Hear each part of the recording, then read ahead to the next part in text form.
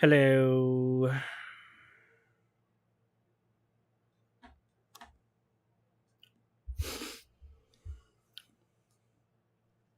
Hello. Hello. How are you? I'm fine. How are you today, Adam? Not too bad. Not the worst. Ugh. I just made myself a batch of crusted haddock. Crusted what? Haddock? Crusted haddock. Haddock. Nice. Nice. Yeah, I've been trying to get back into the swing of things. I'm like making my own food now though, which is a big Awesome. big change. Nice. I'm just using like an air fryer and an instant pot. It's not bad. Yeah. Yeah, You that's can do good. some amazing things with air fryers nowadays. Yeah, I'm trying to find like the simplest things that I can do. I've also got a bread machine now, which is nice. Sick.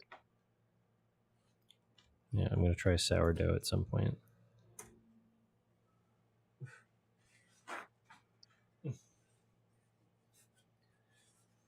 I did Sif and I made a pit stop in LA just to see the new Neil Mm. Breen. Oh yeah, I saw the pictures from that. Wasn't H Bomber guy there as well? Uh, I think there's only one H. Yeah, there's one H. I misspoke. Okay. Yeah. Yeah. No, he showed up and he enjoyed it. It was fun. Sick. I'd never met him in person before. He was nice.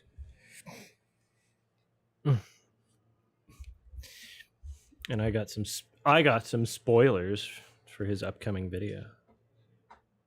Mm. I got to see some stuff.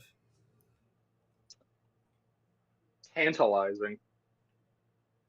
It's exquisite. It's exclusive.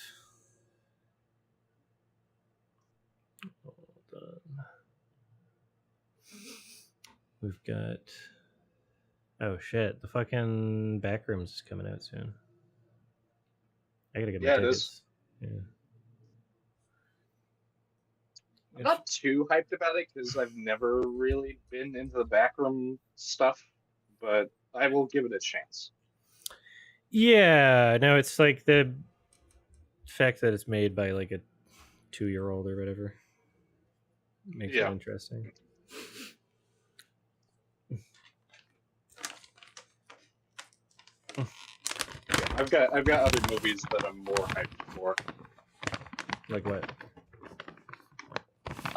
Did you see the trailer that came out for Wildwood? I'm not sure I know what that is. It's the new Leica Studios animated movie directed by Oh. Travis Knight. It's based on like a children's, or I should say like a YA novel of the same name, and it's basically about like. Actually, you know what? I'm not gonna really spoil it. But the trailer has amazingly fluid and detailed animation as expected, because like Travis Knight made Kubo, and Yeah. Kubo was No. also very. That's my problem is that everything looks amazing and then the stories are mid and then it's like, well, what was this in service of?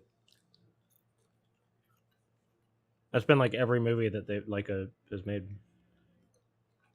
I think they're gonna nail the tone. I think what matters for me the most with these types of movies is that they nail, especially with like movies that aspire to be gothic animated. You know. I want them to nail the tone and the environment and a lot of the character stuff, and I feel like this has the potential to do that. Mm-hmm. I'm just gonna write something down on my list. There we go. Yeah, I'm also looking forward to the Neil Breen movie because he's using outdoor locations again. It's incredible. See, my theory was that he was only doing that before because it was like a COVID movie or something. But people kept it like. So I went to both screenings. So I saw it Yeah, twice. It was kind of funny listening to two Q&As in a row and just like the types of questions that people answer. Um, everybody kept asking him about like the green screen stuff from the previous movie. yeah. And he mostly didn't want to talk about it, but he was like, the one time he did, it was like he said that he was basically just trying something new and that he tries new things with all of his movies or something. Like, I don't know. That's what he said. I mean, I guess I could see that. I don't know. I don't know if Well, he's. I don't know if he's saying the truth. Hi. Yeah, yeah. I mean, well, you always have to. Coming from Neil Breen, you need to bring an air of skepticism to comments like that. But He also said there's like no effects in his newest film, which is not true. So unless he has a different he, definition of effects, which honestly I would believe, because his definition of various filmic terms in his like what 5 hour documentary are also not standardized. yeah. yeah, on the subject of Neil Breen, do you think it would ever be possible for, could you ever like foresee him like using generative AI in any of his future projects? Because I feel like that's kind of what happens with like, a lot of these like, so bad it's good filmmakers. Like, I mean, well, It could happen. I think he might use it as a tool in some aspect, but I don't think he's going to generate an entire movie like Derek. yeah, because there's this other No, like yeah. weird director I've heard of called Damon Packard. I saw one of his movies. I think it was Oh called yeah, Untitled Yuppie Fear Thriller, something like that. But it yeah, seems like a lot of his newer stuff is just using generative AI. And yeah. And that was like I know a bit about Damon Packard. Like he's pretty I would I would put him alongside like Guy Madden as a guy who's like really transgressive and underground. hmm Um but like it's so disappointing to see although he has also gotten aboard like right-wing conspiracy theory brain How do I train, find him on so I IMDb? guess I'm not surprised. yeah. I could try to find him on Uh IMDb, but yeah, the other title of an Untitled Yuppie Fear Thriller is Fatal Pulse. That might be a better way to search Okay, for it. I think I found yeah, the yeah, director Fatal then. Pulse. Yeah, he seems like a really, even though a lot of his movies are, I guess you could call kind of just sort of shitposty or whatever, like how they're presented, they all seem like really interesting. Like Reflections of Evil in particular is a movie I've honestly been wanting to watch for a long while now, just because it looks bizarre and insane. It is wild. Hmm. Okay. It is crazy. Like it just, like every clip I've seen from it just looks like some schizophrenic, like fever dream nightmare, which, Hmm. Oh yeah, that carries over into the actual movie itself. oh The yeah. editing is wild. Like he So what are the was best ones? he Which was ones should I kind of watch list? Well, the only one I've seen was like Fatal Pulse, but I remember like the first time I watched it, like I thought it was just really bad, but the more I've thought about it, it's honestly kind of stuck with me. So maybe if I were to watch it again, I would rate it higher because like it's stuck with me a lot more than like a lot of other movies that I kind of rated that low. Hmm. Which ones should I watch list? Um, Reflections of Evil, because that's the one I've always been interested to watch. It looks like his uh most bizarre and ambitious movie in a lot of ways. yeah, that one and then also Dawn of an Evil Millennium. Okay. That one's only 20 minutes. That's technically like a fake trailer. Yeah. Oh, that one was in But my that watch like list that before, so I wonder how that got there. Hmm. yeah. But it is equally as interesting in my opinion As as like Fatal Pulse. oh, Yeah, Fatal Pulse I would watch again, even though I really didn't like it the first time I watched it.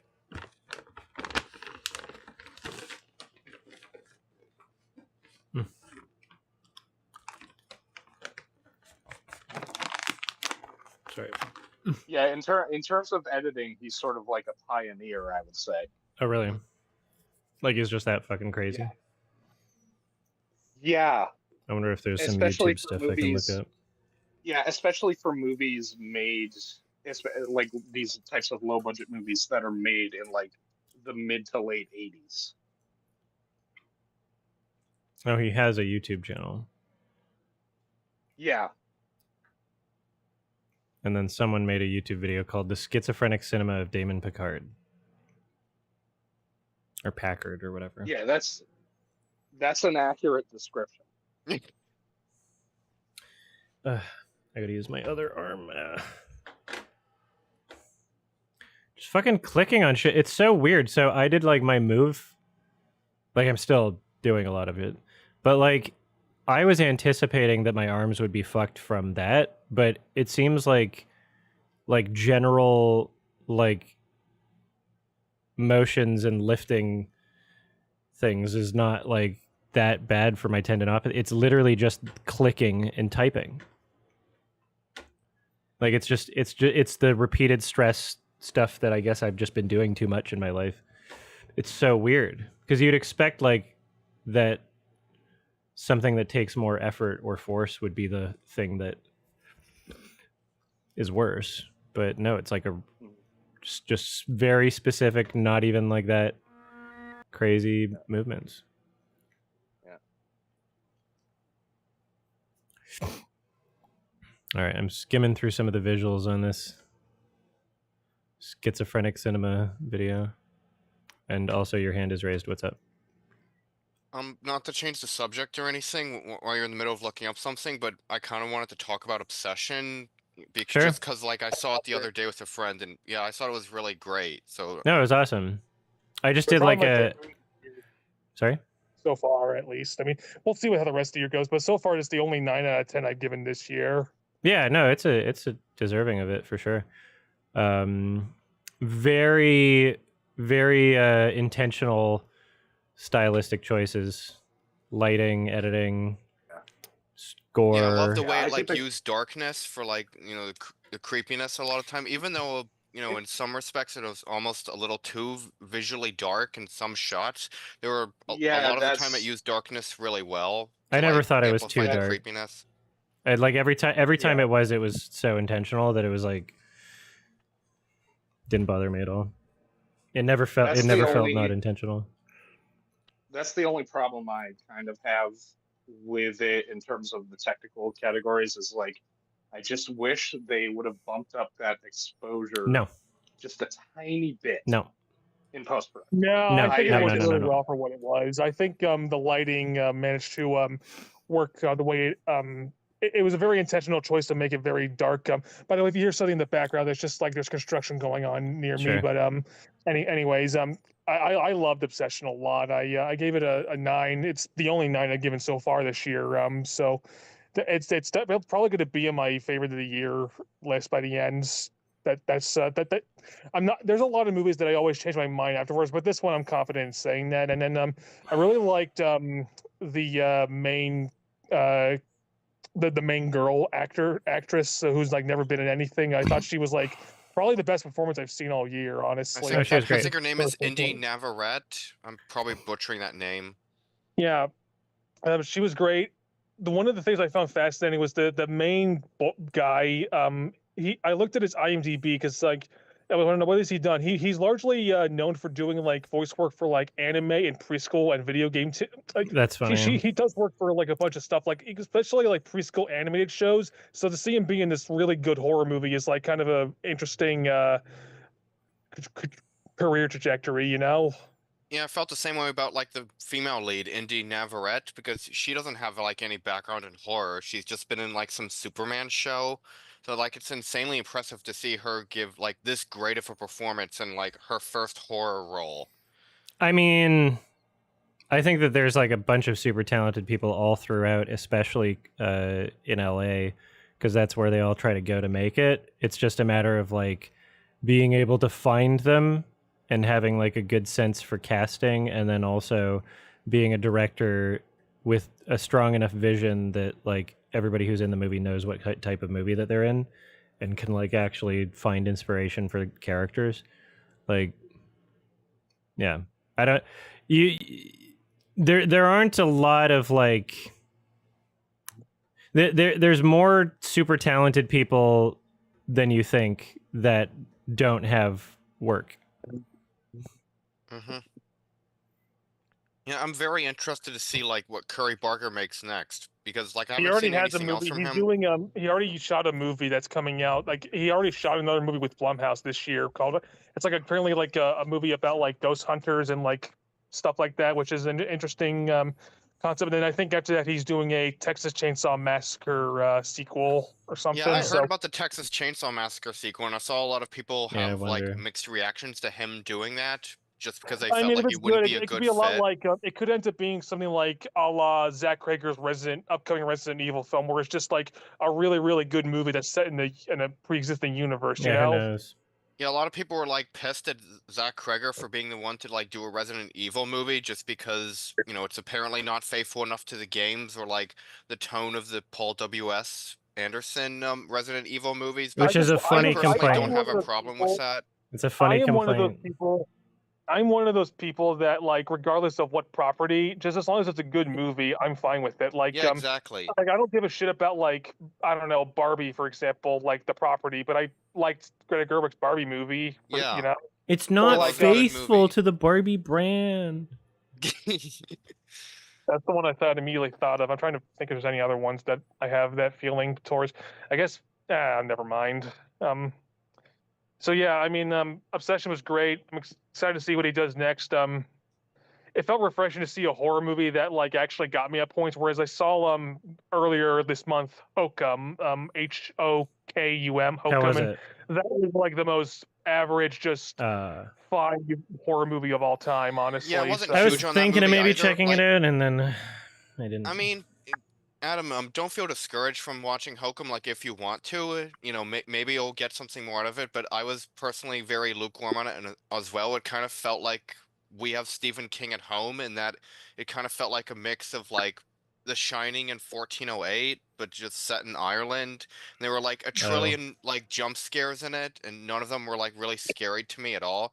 Whereas like Obsession actually didn't have that many jump scares, but the ones that were there were like extremely effective. Like less is there were a more. couple of moments near the end of Obsession where I like actually gasped out loud in the theater just because something happens that really caught me off guard. And It like made me it's flinch, which is extremely rare something for like any horror movie to get that kind of physical reaction I from feel the me. same So way. Like I flinched at multiple points and actually like I jumped out of my seat in a couple of moments because like usually that does not happen in most horror movies. The last time I could think of that happened in a horror movie for me was like maybe The Substance, but and not to say there aren't other horror movies that are good but don't make me scared. Like I loved Weapons a lot, even though I didn't really find that scary. But yeah, same. so but I really appreciate Obsession and just hope that it's definitely going to be my favorites at the end of the year for sure.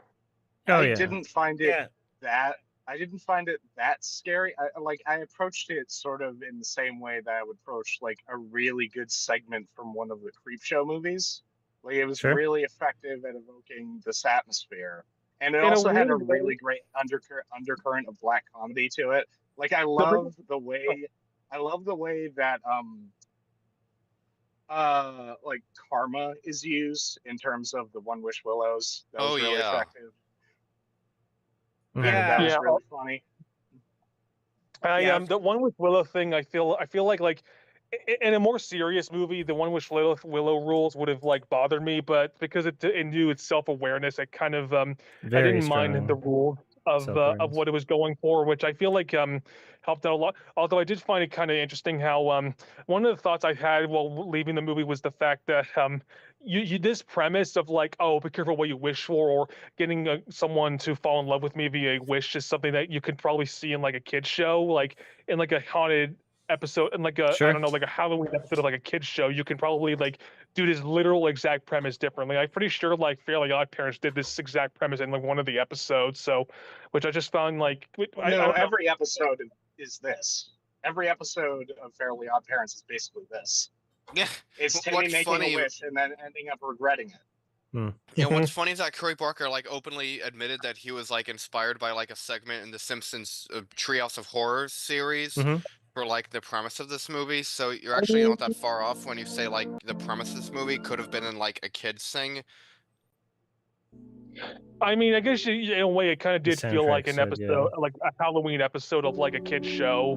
So Yeah, it's very familiar, like as far as the premise goes. Yeah. I mean, it's a really Presentation is episode. everything. It doesn't matter if the premise is No, familiar. yeah, exactly. Yeah, Yeah, exactly. It's a really, Like I it's said, a I don't really, care. really good episode of Tales from the Crypt.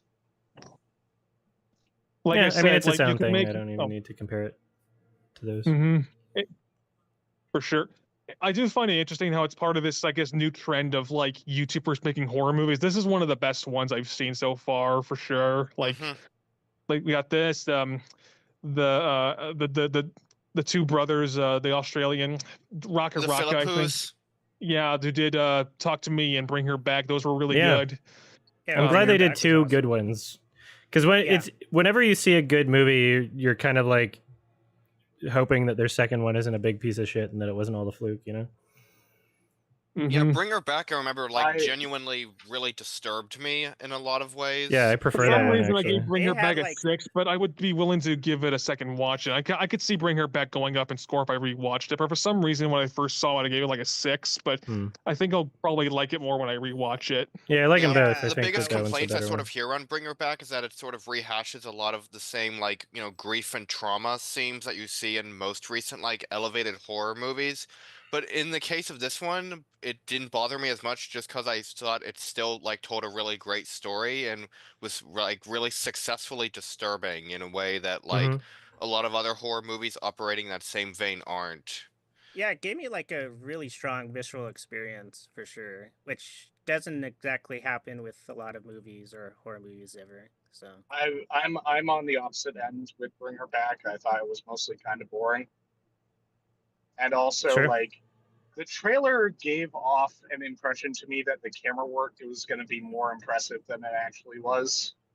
Like, I mean, A24 horror trailers, they always spoil the best shots of the movie most of They the time. Not do. all the time, but they do a lot They- of it. I mean, we'll see how next week when Backrooms releases, if they decide to show all the best parts or something. yeah, I don't think there's mean, a I was- chance I of was that kind of- because they barely showed anything. They didn't even show much of the horror shit in the trailer. I mean, I guess I would say I was just kind of shocked because I remember seeing the actual shots from Talk to Me and them being very visually inventive and really self-assured. And then all I remember of Bring Her Back was that there were 2 or 3 impressive gimmick shots with the revolving camera, and then the rest of it was mostly just handy cam. Like, Sure. I didn't really get the impression that it was all that well directed in terms of blocking. Okay. Yeah, I didn't have any issue with that. But who knows, on a second watch, maybe I might feel differently, but yeah, I also was of the opinion that Sally Hawkins wasn't all that great. Like, she was okay. well. oh, I thought she was awesome. Yeah, I thought she was great as well. I was will really good. say, like, it kind of lost me in the middle part, but I feel like by the end of it, it definitely, it definitely hit me. So, yeah, I liked it. Mm-hmm. Oh, yeah, it was. It had some great stuff going on in it. I thought Sally Hawkins was awesome, and The child acting in that movie was actually really good, which is Yeah, not in something both of you their get in a movies. lot of horror movies. Mm-hmm. both of their movies it has good child acting. Yeah, I'm thinking of going to Obsession. I haven't seen it yet. It's awesome. You should. Watch I it. know. You know what? I know. Absolutely see it. Yeah, Going might be back to going- that, I might be going with a sibling of mine, so looking forward to it.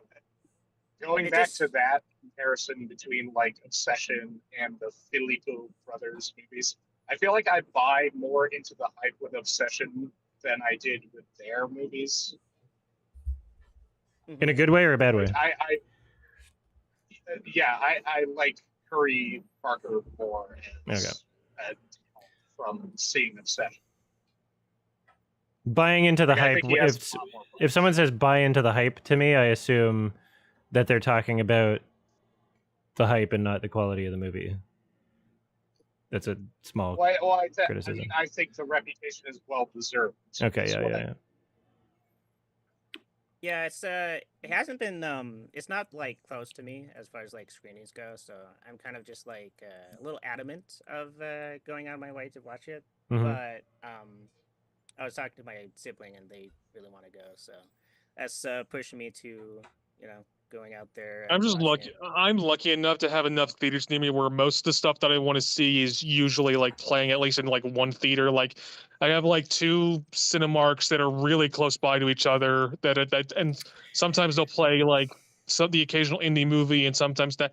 Then there's a Regal that's like okay, and then there's like this one art house theater I go to a lot where I was able to catch like a lot of good stuff. Like saw Blue Heron there recently. That was decent. And then I think that's how I got to see Heron. Blue Heron. Yeah, that's what I meant to say. Heron. Yeah, I saw Blue Heron recently as well. I thought it was good. I've I seen still kind of haven't a lot seen of that, actually. comparisons to like After Sun, and I think I kind of like After Sun slightly better overall. Like I still thought Blue Heron was kind of interesting.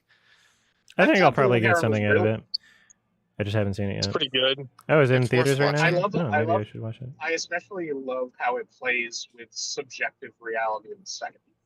I really love that stream of consciousness filmmaking that it embraces. I don't want to know much about it, so. Yeah, I'm not gonna spoil much. It's a movie that's best gone into like fairly blind if you can do that.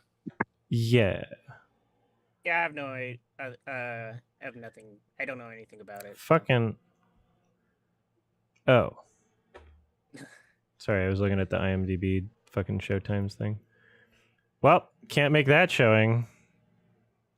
Rip. Because that's today. In terms of like, yeah, my local art house theater, which is also doubles as a museum, they also get some really interesting stuff. Like that's how I was able to see Magellan and Resurrection, and Resurrection's great. Magellan's was really interesting. They're also What? It's also how I'll be able to see that adaptation of The Stranger. Which is this? Oh yeah, there was like a new adaptation of The Stranger from this year, I think.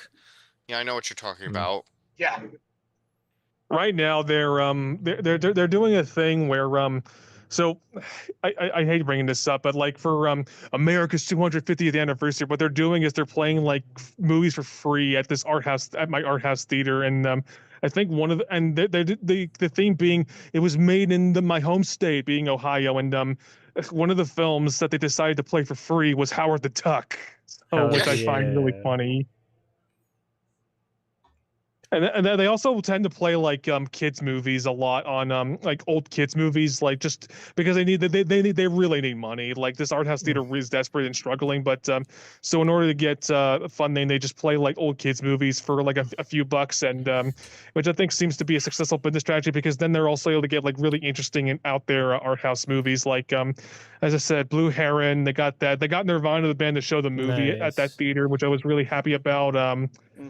That's how I saw Mother Mary at in a theater. I was able to catch that. I'm trying to think what else. Was it mid? Done. Was it mid? I think I liked it. It's confusing. Okay. I couldn't tell if it was like supposed to be a lesbian romance movie or not, but it was at least interesting enough, and but a bit too up its own ass in a way. But I don't know. At least it looked nice. At least it had really great cinematography at the very least. I wish the rest of the movie was more like the second half.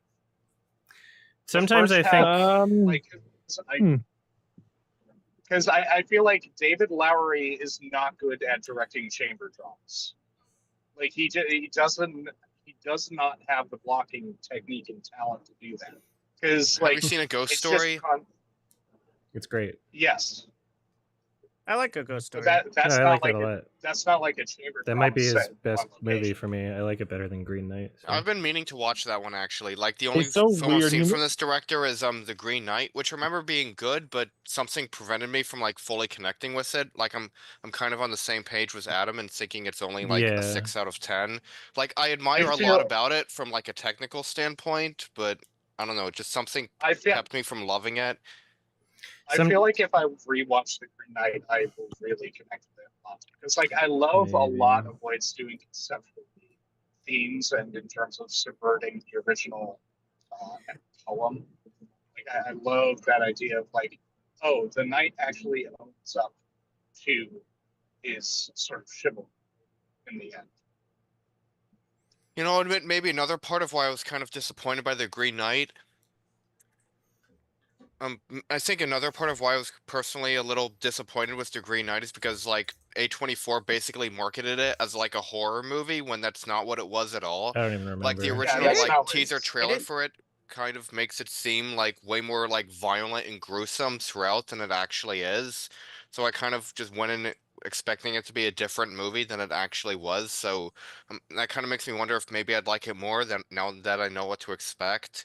Yeah, I mean, it looked surreal, like Oh that my teaser God. trailer with Yeah. him. I didn't think it Uh, looked like a horror in the trailer, but I don't No. really remember the trailer that much. So Yeah, like him I mean, catching it fire. had, You know? it Yeah, had more so referring to horror, just the it had- teaser trailer. Sorry, I was trying to look it up. had, like horrific. I got an email saying that there were some like award winners for the Un Certain Regard thing for Cannes, because Cannes happening right now, and so I was like, oh, did they post the awards for the other ones? And then I do a Google search. I'm like, Cannes award winners, and then the AI is like, oh, here are the award winners, and it's saying like blah blah blah for the Palme d'Or. I'm like, okay, but then I click on the source, and the source is someone giving their predictions for what they That's think funny. will win. And I'm Wow. like, the Is it AI betting can't markets? the AI can't differentiate between an article of someone saying, here are my predictions versus like actual Like the award winners. Like, actual- fuck off. When are they happening? yeah, I think no, they're like just- later today or something, maybe? yeah, I don't- No, they're- tomorrow, they're Tomorrow. having tomorrow. The Palme d'Or's Yeah. tomorrow, actually. I'm pretty because sure. it's not it's nighttime in France right now. Yeah.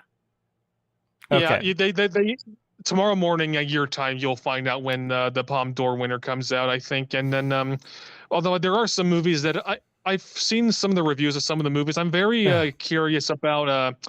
I really want to see Jane Schoenbrun's new movie, Teenage Sex and Death at Camp May Ashma. Yeah, I know you yeah. didn't like I Saw a TV Glow that much, but from what I've heard of Nothing. their new film, they yeah, I gotta say their new film it's something that I think I would actually like really like based on the descriptions and stuff. So I'm very curious about that same. one. There was I'm very nothing. curious about it as well, even though I didn't fully connect with like I saw the TV glow. Like I understand what it's trying to say about like, you know, trans identity and all that, and I respect that a lot of people have connected with it on that level, but like as a movie I just didn't love it. There was nothing about TV Glow that made me not interested in checking out another movie from them. And there was And nothing also about maybe the the acting will reasons be why different TV this Glow time. didn't work for me was mostly the fucking Justice Smith. Yeah. Like Well, he Justice Smith's done sucked. it- He brought down the movie a He's not lot. He's not Yeah, in I the, mean, this new one, so maybe it'll be better acting this time. Yeah, I mean, mean, he I was feel like like he was he like was the good. one Good thing stuff. that was like preventing me from connecting with it. Like he I mean, he took away the it's like, seriousness that I I- could potentially have in any given scene. I So liked a lot of his performance because it played the narrative actually actively played into his dead delivery. Like I really like that. He's good in certain circumstances. no, he still like- sucked in it. When he's required to play a lively character, I disagree on that. But Sure.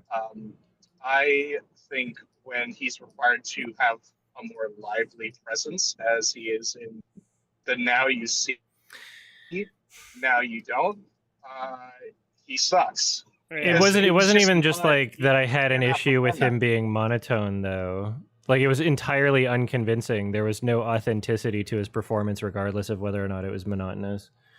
Is the Well, problem no, that I had? I actually thought he was very authentic. Like he convinced me that he was just like super repressed and kind of traumatized. There's an inherent Yeah. phoniness to how he performs his characters because he just can't. Without getting into spoilers, did you also maybe I feel need about to that way see. about Justice Smith's performance and like, the scene near the end where he has a breakdown? Because I've seen a lot of people kind of praising his performance Oh for yeah, no, that he scene. sucked then.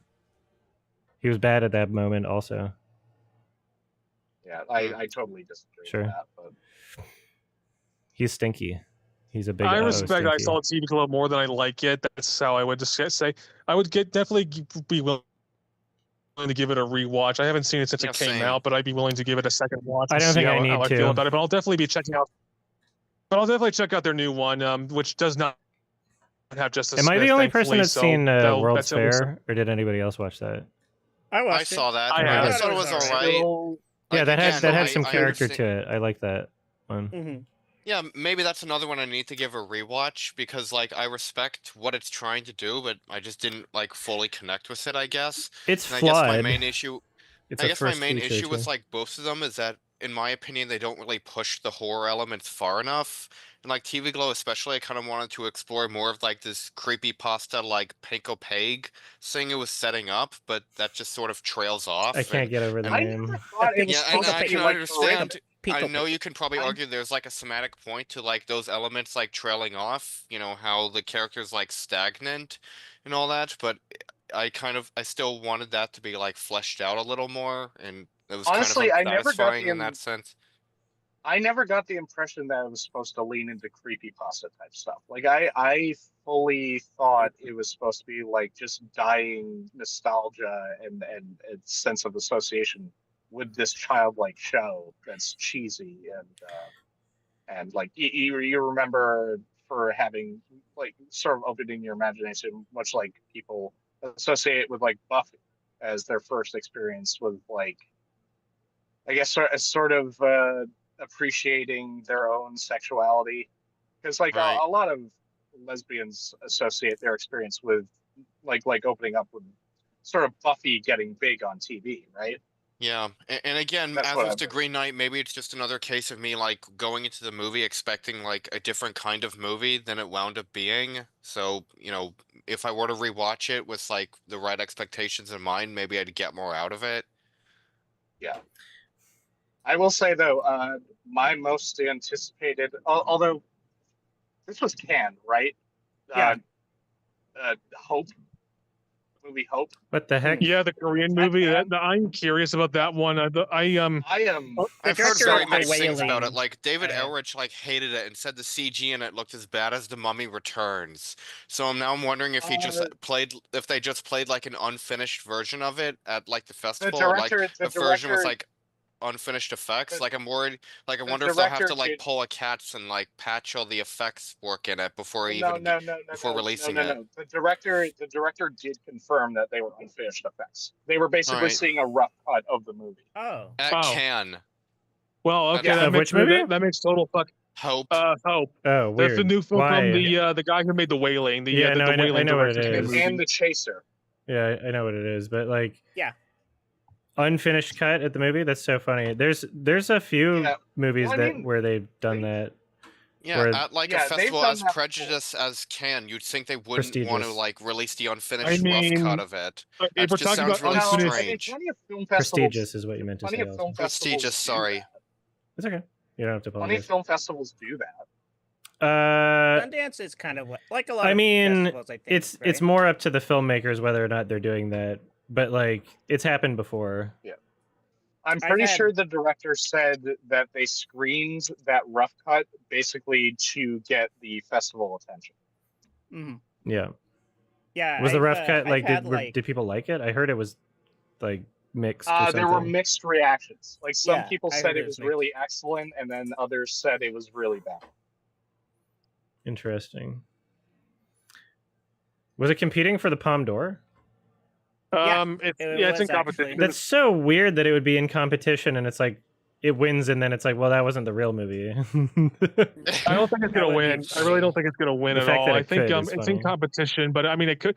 I think the two movies that I think are likely gonna win that are in competition are Bejord, which is Christian Mingyu's new movie, which is also acquired by Neon, so it has a good chance of with that Fjord. in mind. Yeah, Fjord, and then the other one, what's that? Minotaur from that Andrei one Vigantsev? Russian director. Yeah. Zvygintsev. I'm excited for Zvygintsev? that. I'm very Yeah, excited. people apparently really like that one, which I'm I mean, curious. he's so that makes me fucking wanna watch it. incredible. So Yeah, I've liked. I'm like not every even movie from him, surprised. so I'm glad he's yeah. better. I thought he was done. Didn't he like almost die via the Russia vaccine Yeah, scandal or something? He got Sputniked. Yeah, no, he's better. Apparently, he's better now. Which is yeah, I'm awesome. excited for that. One That's, other like, movie I'm probably not my excited side. for. Yeah. One other movie I'm excited for apparently is one that isn't in competition, but I think just got acquired by A24. It's called Club Kid, which is like a first feature film from a director that I never heard of. But people are apparently saying that Club Kid's like really, really good, and like it's getting like a bunch of praise at Cannes, which makes me interested in catching it out. Certain regard. Okay. Yeah. I can watch list that.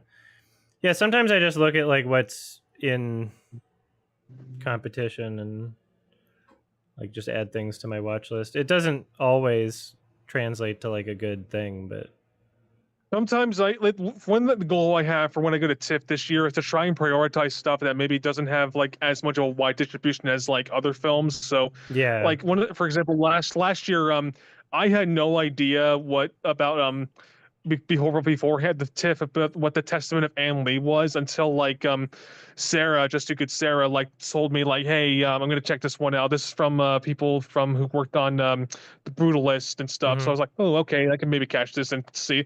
And I ended up actually really liking it. So sometimes it's always a risk to pick movies that you don't know if they're gonna be good or not. You know? Yeah. Oh, here I gotta add some people in the call. Yeah, uncertain regard. There's some good stuff sometimes from that category. An uncertain regard. What? Yeah, regarded. I heard although one movie that I saw that people are apparently like really polarized, there's like Hi. just flat out hate is Nicholas Winding Refn's new movie, Her Private That Hell. makes Oh me yeah, more I've been excited. hearing like, a lot of interesting things about that. The fact yeah, that it's everybody apparently hates it very makes me much- more excited to see it. I'm excited. Actually, it seems like I want to watch it. It like apparently man. leans into like a lot of what people hate about his like late period work, including like Only God Forgives. So Mhm. like it's apparently not at all like a more narratively driven movie like Drive. So I think guess Drive is like the last narratively driven movie he's ever gonna make. I think he saw the success of that and was like, "Ew." Yeah, but Neon Demon was really cool. I Yeah, like Neon Demon. Yeah, it was good. I need to watch more of his stuff because I've only seen Drive and like I'm well aware that a lot of his other work isn't exactly like that, but it still looks interesting and different. I've Yeah. only seen Drive. My dad actually watched Drive once because it was on Netflix at one point, and he decided to watch it thinking it was going to be like an action movie just There based we on the go. poster, and he like hated it. He's literally like despises the film Drive a lot, which is not. And he doesn't. And to be fair, he doesn't watch a lot of movies, but for some reason, Drive he just like really really hated when he watched it on Netflix The at one new point. Eskar Farhadi has a 42 Metascore and a Yikes. 6.1 user rating, which is Yeah, I What hear did it make? people What did that hated dude it. make again? Can you hear me? I can hear you. We can hear you. Just checking. Eskar Farhadi is an Iranian director. He made like The Salesman. He made The Past. He made Separation. A Separation is probably his most famous, I think. Yeah, it is. Okay. And I mean, he's got some great stuff. But even everybody knows which people were saying was like a bad one. I still liked. So this has even worse reception than that. So that'll be interesting. Actually, this has way worse reception. Damn, this is like his worst received movie ever. That's crazy. I almost forgot he directed movies. The last time I've seen him in something was in Death Stranding 2. Oh, Nicholas Winding Refn. Yeah. Yeah. And he might Oh yeah. I think he might be directing an episode for the game that has like a ton of director collaborating on, including OD. mhm. I do think it's cool that Kojima just can have famous directors be in Yeah. his game because they're chill with him. God about, damn it. New Ryusuke Jodorowsky? Hamaguchi is fucking 3 hours and 15 minutes long. I'm probably going to have the exact same experience. I hope that doesn't win the Palme d'Or just so I don't have to fucking watch it. Yeah, I don't think there's a single Hamaguchi movie that I've enjoyed. Mm. I'm I've kind of only curious seen, about some of his Oh, The sorry, only you one go I've on. seen of his, is Drive My Car, and I agree, it was like just really boring. So Like, slow Yeah, for they're no all underwhelming. reason. There's no reason for it to be that slow. That I've been happy curious hour to watch is that 5 movie hours just long. because like a lot of other people really like it, but I'm well Yeah. aware Adam doesn't. Yeah. I think I thought don't it was think, mid. I I think don't you like remember. walked didn't out get of Evil far. Does Not Exist because it had like conflicting showtimes with another movie. Oh yeah, I was like, it's not. I made the right decision. Yeah, I hope it doesn't win the Palme d'Or. I mean, at least. I I hope mean, things Neon's that are has good win the distribution Palme d'Or. for it, so it has the chance. And Neon has like a streak of every movie that they distribute always get the Palme d'Or for like this entire decade I so think the far. streak will Like, be broken this time. I We'll mean, see. I have nothing against like slow cinema as a whole. Like I've been meaning to watch, check out the director of About Dry Grasses. He's awesome. What's his name? Nuri Nuri. Bilge Ceylan. Yeah, his movies seem really interesting. Yeah, he's incredible. Yeah, Winter Sleep is really good. I think like that About one. Dry Never Grasses seen any might of be his my movies. I would favorite, like but to I'd have at to some see it point. again. I would like to watch his movies for I'm sure, not but I've also working. have a weakness I'm of like pissed. slow cinema. I'm pissed that there's no 4K for any of his movies, and he's never been nominated for an Oscar once. It is fucked. Like, what the fuck? Like, actually. Yeah, there's a few of those. Like Park Chan-wook. That one's as well. crazy. But at least he I has know, right? 4K Fuck blue. not gonna At work. least like everyone but the Oscars recognizes Park Chan-wook. Yeah, that's true. I pre-ordered like the No Other Choice 4K that Neon's the really Same. expensive No Other Choice 4K that Neon's doing because I figured like, look, I wouldn't do this for most directors, but Park Chan-wook Same. is just that special. Fucking, I'm gonna buy this $70 like 4K for him just because, and but that's not coming out till, but it's not shipping until like October, I know. unfortunately. I know it's It's way like really- too It's long. such a Really long amount of annoying. time for a pre-order for a 4K. Like, why? Yeah. Why? Come on now, is the packaging like that special or something, or is it like the disc I has don't like know. a fuck ton of special features? Was it? Yeah, I don't know. There might Was it be, Neon like, or who did booklet or the something. Old Boy cool thing? Who did the Neon Old did. Boy Neon bought- 4K? They also bought Old Boy. They, Okay, they bought yeah. the That Old Boy Old Boy. 4K is like really nice. I think I That's- bought like four. Yeah. I Old love Boy, Old like, Boy, but for 3 some reason I times never got already. around to buying that. Yeah. That's also why Old Boy got re-released in theaters because it got picked up by Neon, right? Mhm. Speaking of Okay, buying good. Blu-rays, if anybody didn't notice my community post, I'm back to selling things on eBay, and I'm just like adding. Oh, I'm adding a nice. couple listings per week or whatever, just like slowly over time. And there'll be a bunch of shit. Nice. So I'm doing it as like an actual eBay bid this time, just to see what the fuck happens. That's yeah. Okay. Yeah. That'd be wild. So it starts I at can like imagine $1 or people whatever. Fighting over. Look, stuff that I've got like a Adam- pile of shit, so eventually, like, I don't think the prices will stay that high. No. It wouldn't make sense Probably for not. like that, unless I have like a couple really rich watchers that want to buy everything, which I'm not going to complain about this time. Every other Maybe time one I did about, that, one like I did, I like sold a bunch of shit a couple other times. I didn't really make any money off of that. I kept the prices like really, really low. And then fucking eBay is doing this weird, stupid shit with the shipping now where like it doesn't even tell you until after you've created the listing or whatever that like, oh, Canada Post doesn't ship to the US now because of tariffs, so you have to choose a different thing. And then the different thing doesn't automatically calculate the shipping, so I have to guess what the shipping would be and like pre-charge like a specific amount, which is just so stupid. But whatever. Mm. And so the I mean, first speaking couple of- on this run, I didn't actually make any money also. I mean, I've been meaning to get. I haven't bought any Blu-rays like recently, but I am gonna probably get the Nirvana, the band that showed the movie Blu-ray next week when it releases and stuff. Hell Is there yeah. no 4K? Not They're at not the doing moment. 4K. They're just doing a normal Blu-ray, unfortunately. Yeah. But okay. whatever. I mean, I'll at least be able Look, to own it physically. So Yeah. that's nice. Nirvana the band, the think- show, the movie, not having a 4K is like not as much of an issue to me as no Nuri Bilge Ceylan 4K. That one Yeah, pisses and like me off. Hundreds of Beavers. Or no Poor they Things didn't release 4K. a Like, 4K come of on now. that. Poor Things would easily fit on like the Criterion Collection. Like, I don't I get think why they they're not should. doing it then. I'm surprised Also- Tar has a Blu-ray, 4K. That's I'm pretty happy surprising. about it. I know, right? I'm very happy. So I'm looking at the other con shit. The new Koreeda film has a 54 Metascore and a 6.0 user rate. So he made a Yeah, I dud saw this year that too. also Amanda is, the like, the Jedi lowest review one, it on too. Letterboxd, and she said that like despite its premise, it's like one of his most like dull movies of all time. Like she did not feel like any emotion whatsoever, which makes me believe that like maybe Koreeda like flopped this time around. We'll see how that Which- goes. Yeah, just made a dud. I saw Yeah. that the director of Ida has a new movie. Hmm.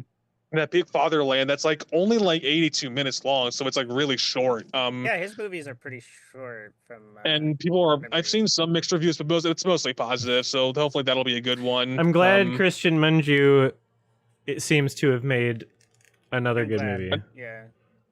with love it. fucking the Winter Soldier as the main character apparently, which I'm very Sebastian Stan. That's interesting Oh. to me that he's that he's yeah. the main character in With his new movie. Donald But Trump. And then Renat Rinsviv, she's also in it too. I like her. Oh. even though the main character is English, it's apparently still like a mostly foreign language movie, so that'll be cool Yeah. to see. Okay, here's a fun IMDb page. There's a director. Okay, somebody made a movie called The Man I Love, and it's got a 77 Metascore but a 4.2 user rating. So that makes me intrigued. But like, why did normies hate it? Is that what I need to know? Why the normies hated Wait, it? how many? Like, was it? You did see at 87? It was 77 Metascore Oh, okay. and 4.2. So it's not even that Okay. high of a Metascore. It's 9 critic reviews. So I don't know if I would Okay. actually trust this. But I think it's funny because you rarely ever see that discrepancy. I mean, it is early, I guess, with like. It's 164 user ratings. That's Okay. that's a good chunk. I get. Yeah, that is like a good. I wonder if it got pool. brigaded. Mhm. I wonder if somebody was like, "This is political." Mhm. Yeah, there are a lot of ones. There are a lot of 1 stars. Oh, let's see. Filter by country. Saudi Arabia, 90% 1 out of 10. Man, I wonder What is why. Saudi? No, whatever. I don't know. Why is the movie like critical of the Okay, Saudis? I don't know. So most of the ratings are from Saudi Arabia. Huh, That's that's interesting. that's good to know. The fewest actually. amount of ratings are Okay. from France. Oh yeah. That's funny. Okay. What the hell? Couple in Egypt. Oh, maybe it's like a gay Muslim story or something. Yeah, gay ghost. Yeah, no, maybe it's got Muslim characters in a gay story. Maybe somebody's pissed about that. Nice. It's got Rami Malek in it. Oh, now, well, now I have to watch it. Rami Finally got Malek, my and headset. he's like Egyptian or something. So maybe that's Mhm. people are. Maybe they see Rami Malek and they're like, "You're a traitor now because you did a gay." That's fine. I don't even know if Wait, it's Sorry, gay. guys, Actually, there's no reason that I. People Actually, fucking it loved looks him in gay because Bohemian the still Rhapsody. from it has like what's clearly a man's hand on his back. Okay, What is movie is my it again? audio Let me look at working the what was the But I title don't of even. this film Yeah, again? it says romance. It doesn't even say queer. It's called The Hello? Man I Love, but it doesn't even say No, yeah, no. This is gay. Okay. This is Well, gay. I mean, Oh yeah, the I think I name- saw Mac Nigila on the Letterboxd review it. He really liked it. Like, Oh, I'll look Rebecca at his Hall's in it. Letterboxd Okay, again. I'll fucking watch this. Oh, I love Rebecca Hall. Yeah. I haven't seen a bad performance from her. I think Can you hear me? she's. I can hear you. Hi, Yeah, what's we can up? hear you, Olivia. Okay, Or I'm just sorry, checking. Grand Salam. Look, No, ignore that. All right, I don't know how to change it on mobile. I've been trying. That's okay. okay. I'm sorry. Oops. I'm stuck on mobile right now. I can't do anything about it. Oops. Yeah, I'm on mobile as well, so you're not the only one. Mobile Zoom calling. I'm at work right now. So. Yeah, Uh, I was. Yeah, whatever. Boards of Cinema, you have your hand raised. What's up?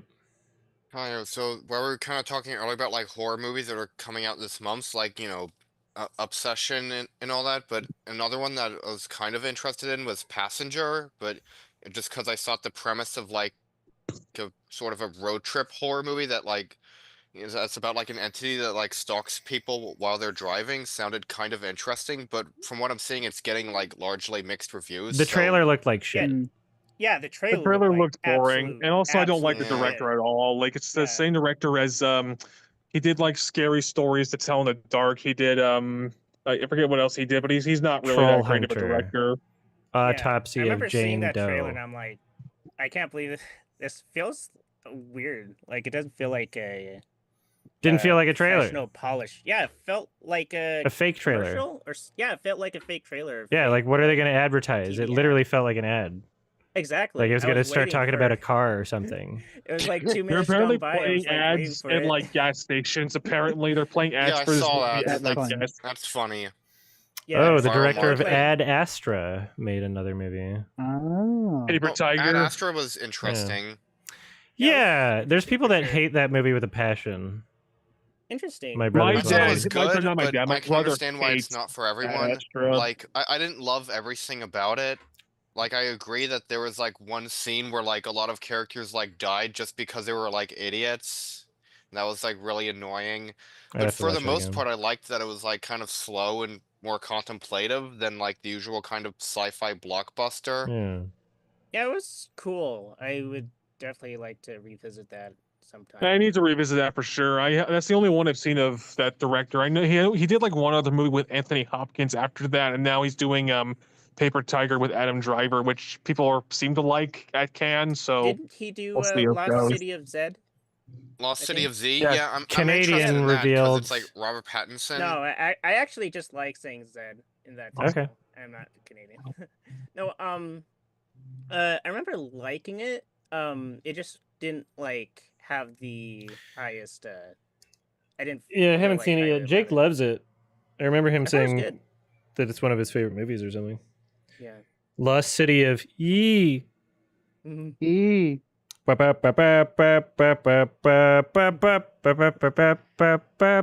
E. Lesbian Jams, your hand is up. What's up? Yes. So we're talking about polarizing things. The game Mixtape recently has been getting a lot of hate for. yeah. I Oh hear. yeah, I saw like I In my watched opinion, no Dumsville's reason. review of it the other day, and you know he said he Who? didn't hate it as much as like a lot of other people do, but he wasn't like huge on Douglas it either. He said reviews. he'd give it a 5 out of 10. Who? Dumsville, it's a the- YouTuber Oh. I watch. Okay. I thought you said Dark Oh, Side well- Phil. I'm like, he reviews things there? No, That's funny. no, By the Dumsville, way, DUMBSVILLE. Speaking of new games, fuck Zero Parades. Nobody buy that, please. Oh yeah, no. I don't know what it I'm is, and I going was not to planning on it. buy it in quotes. Everyone's It just was we have released- Disco Elysium at home. Yeah. It was released by Zom, the company that owns Disco Yeah, no. Elysium. Oh. And they literally like stole the rights to Disco Elysium. The current company owner is a guy who like went to jail for pyramid schemes, and he bought the company with the company's money. And Weird. he It's really- fired all the writers. It's so fucking absurd. So if you buy Zero Parade and you support Zom, you don't respect the Disco Elysium creators, and you can fuck off. That's my opinion. Jeremy Johns made a video on the Mixtape game. Yes, I yes, know, he did. weird. I Um, haven't watched Jeremy What did he say? Blackface Johns. He basically said that while he did enjoy it, there was things that he thinks that with the lack of fail states in the game, because it's supposed to be like a movie experience, he doesn't Oh. think it's worth the $20 price, which is a fair criticism. He thinks that it's more better for like maybe if it goes on sale for $10 or $5, because then at least like the short experience justifies the fact that the game's not really expansive. But I find that criticism be kind of dull when a lot of other people say it, because there's great games that I think are walking sims, like What Remains of Edith Finch. Yeah, that one's Oh, good. yeah. Well, I I think that's like better that than one. Mixtape. I Yeah. gave Mixtape like a 6 out of 10, but I don't think Mixtape is the worst thing ever. Well, I haven't Um, played it. I like the art style though, kind of, but that's the only thing I like took note when I looked Yeah. at like footage of Mixtape. It's like, oh, nice art style at least. I'm What I looking think at is the- hilarious is that people say because you could play mixtape with like very minimal button presses, Oh, that I should do it. people it would actually be good for you, Adam. You I could could play with play it with Hey, my I mean, look, hooves. you could do that. Cheat You know, tape. they just announced. Didn't they just announce that Talos Principle 3 is happening? Yes, Ooh, So you got that something to makes look sense. forward to, Adam. Awesome. More Finally. Oh, yeah. puzzles of New Jonathan yours. Blow as well. I'm And you could excited take for as that. much time as you need because it's a puzzle game. Mm-hmm. Yeah, no, I still gotta. I would like to do some of the extra content in the Talos remastered or whatever as well. I just haven't played games in a long time. I've been Yeah. Did you goofed. see the trailer for the new Jonathan Blow? There's a trailer now? Yeah. As of when? You could probably react to it. Recently? What's it called again? Let me find it.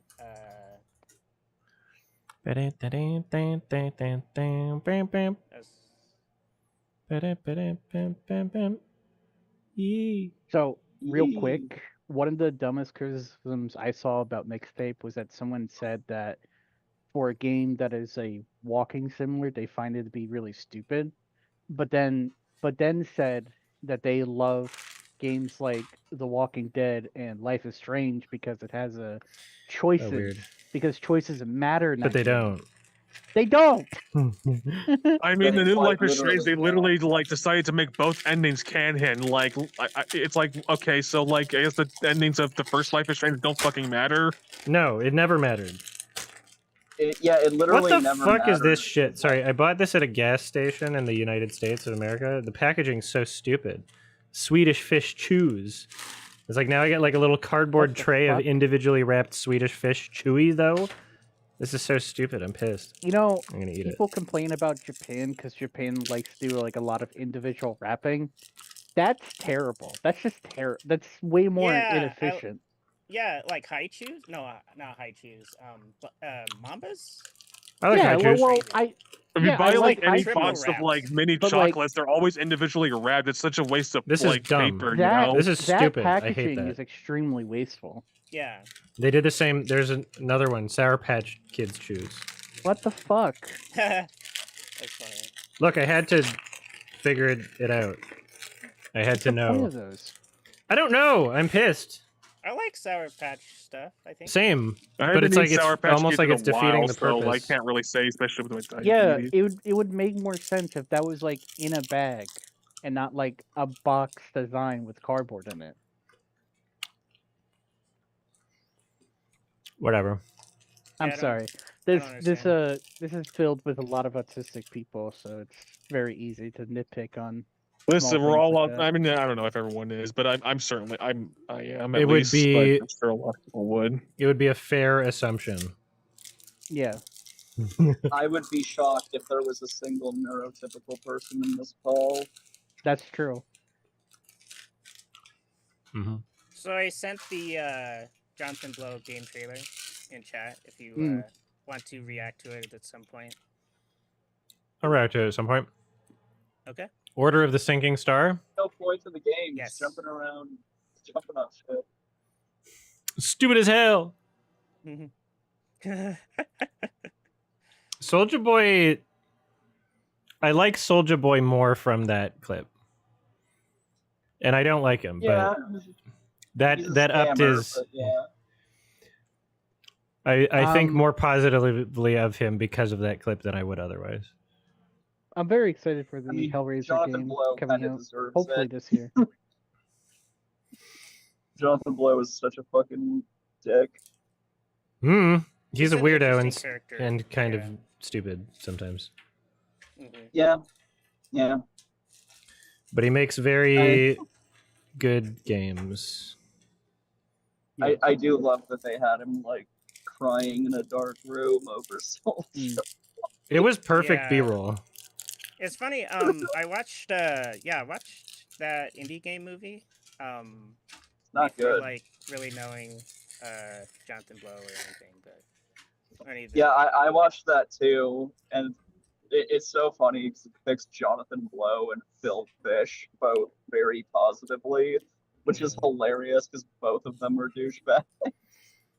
At least it's kinda funny. Edmund McMillan at least was interesting to see. There's apparently a sequel that came Yeah, out like a couple of years later called Indie Game the Movie, like Afterlife or something. I forget what the name of it is, but there's like a sequel that came out like years later, and it's like checking up with Okay. some of the indie game people that they initially interviewed and stuff. So I haven't watched it, but that's interesting at least. I remember the time I watched Indie Game the Movie, I also saw a documentary on Super Columbine RPG. What did Phil Fish even do other than be annoying? Like, what did he do? He made Fez. I mean, Fez was all right. Yeah, but what did he He do made to one like game and then he fucked off. to like? He had a meltdown and said, Uh, "You're not getting Fez 2," and then left. But I don't even remember what it was over. Being criticized more or less, according to my memory anyway. I do have to So say, when weird. it comes to old, like, fucking discourse, I am not happy that people are talking about Anita Sarkeesian again. Oh boy. Oh yeah, Why? what's she? She was a consultant on something, She and was people like- are mad. She was a consultant. She was a consultant on Slay the Spire 2, and people lost their fucking minds over it. And it's just like, who gives a shit? There's Who yeah. cares? Okay, there's a nuance. The nuance is consultant doesn't mean much, but also why the hell would you hire her when her name is so toxic? Yeah, she She's should a just grif- like she stay is a off grifter, everything. but like, she is a grifter, but like, who cares? Like, it's just something that so doesn't matter. It's the Yeah, same who knows if it discourse when had people any found out. effect on the game? It's the same discourse when like in Alex Garland's Civil War, they like he got like footage from like an infamous Twitter conservative Andy Nagio for like some of the like Oh. protest footage in like the beginning. Yeah. But no one's gonna say like, oh, that like he's like Alex Garland's like a conservative or anything. It's just like, oh, you borrowed some footage and stuff. Okay, and you think you can get credit to him. That's it. I have not played Slay the Spire 2 yet, but before the Sarkeesian controversy, I literally only saw people being positive about that game. Like, I mean, the everybody was Steam glazing reviews are it still until, like 4.5. yeah, that they fucking like everybody just glazed that game, and we're talking about how Overall reviews 26, very positive. and then they Recent find out about reviews Anita, and then mixed. they're crying. The mixed reviews Yeah. are, I believe, review onto the Sarkeesian thing. If you couldn't Which, again, tell who until cares? there was discourse, then it probably wasn't a big deal. If the No. issue is more about her name being in the credits than anything that's in the game, then who cares? Like, if you couldn't I tell do if not that care name that wasn't in the she's- credits, then that obviously didn't mean much. I do not give a shit about the fact that she like gets work. Like, fucking 2012 was a while ago. All right, I don't care. 2014, but whatever, it's the same. Whatever, that somewhere around that era. It's been a long time. I don't care if she's getting work. She was a grifter, and I'm always gonna like judge her for that. But whatever. It doesn't mean anything about the game. Yeah. I feel that way with oh my god, thank you for saying for Brandon bringing up Judas, because that's a game I've been very excited for, but it's been like such a slow cycle for it. Because it got announced I think in 2023, and it was supposed to come out in March of last year, and they just went dead silent for like 8 months until it was almost like the end of the year, and they released one devlog saying like, don't worry guys, we're still working on the game, which Judas is by the same people who did the BioShock game, so it's pretty much like another BioShock game, just with a different story. So I'm really excited for Judas. Hell That's true. I just had Shark like go through BioShock. It's a fun Oh game. yeah, I was watching you two play that. There's a shit ton of like games in my backlog that I need to do. I was gonna start Yeah. Fallout New Vegas soon because I want to play that. I even went on my way and installed like the correct mods that you gotta do to make the game run well on like modern computers and The stuff. fat But fur mods. Yeah. I also had. Very biocynical Oh of fuck! you. Okay. It was for I didn't know performance. I had that mod It doesn't on. run well Oh, without it. okay. It runs better with those mods. But yeah, I I saw also that had video. Shark disable the. I had Shark disable the Vita chambers in Bioshock because I always thought those were stupid. The what? Where it's like, what do you mean you respawn? Like, after Oh, you yeah, no, die that's and silly. you That stay made dead? that was one of my issues with the game is like I felt like I wasn't Yeah. trying. I was like, well, it doesn't matter. Thankfully, you I just fucking ran like Thankfully- I had no strategy to any fucking situation and I was just like, well, I don't care because I'm not dying or anything, so who cares? Yeah. That's why I had Shark turn it off. Yeah, why what a dumb mechanic. Yeah, I'm not fond of it. I also hate the hacking, so we did like cheats to give him infinite auto hacks, so we don't have to play a shitty pipe flash game from 2008 every time we need to hack something. I definitely feel like as long as it's a single player game, you have more than a right to like modify and change the game, especially if Yeah. it's like has details of it that is like difficult to deal with. Like because I want to get through and experience the game, you know, especially if a game doesn't offer any difficulty settings to begin with. I've been trying to get back into Elden Ring lately because I somehow still have not played the DLC. Yeah. So much grinding. And I'm at a point in my life where like I can't just grind for hours anymore. I just get annoyed. Just like Yeah, that's why I'm very picky about the games that I pick because like unless if it's like really really good, like something that's right up my alley, I just don't play like grindy game, especially like games that are like over. Part of the reason I never like finished, I started Elden Ring, never got around to finishing it, but it's just because like it's just there's just too much stuff to do in it, and same thing goes for like why I never beat Persona 5 despite starting that a long time ago, or like I never beat a bunch of stuff because I feel like I need to value my time more often and not, and I want to like experience more in life. Whereas just like spending like an entire day on just like one video game is just not productive to me. The best games, in my opinion, are like games in like that 10-hour to 15-hour mark. I don't know if anyone else, but that's grinding in Persona 5. Really? You don't need to do that. Oh. No. Yeah, Grinding is fun as long as you enjoy the grinding. I mean, okay, yeah. To be fair, okay. To be fair, I haven't played a Persona 5 in like years, so like maybe it would be worth restarting that game or something. But it's been like a long time since I played it. So I grind in Pokemon because it's fun. It is admittedly very long. The cutscenes in Persona 5 alone are very lengthy. But it is still a game worth playing, although I would say the writing is considerably worse than 4's. I'm still hyped for that 4 remake. I need it now. Yeah, I need like Deltarune I like, but it's very frustrating for me as someone who's not well versed in. I actually beat Deltarune. Like I mean, I beat the chapters to Deltarune that exists. So I actually have played Deltarune and I played Undertale. So I've done those at least, and then makes I me love not Deltarune as so much. Makes me not as into wanting to play.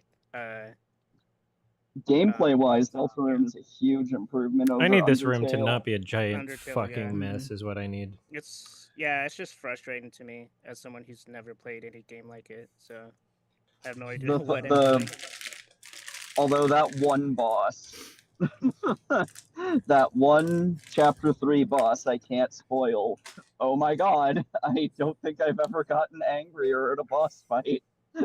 I think I've seen I've played more... chapter 3?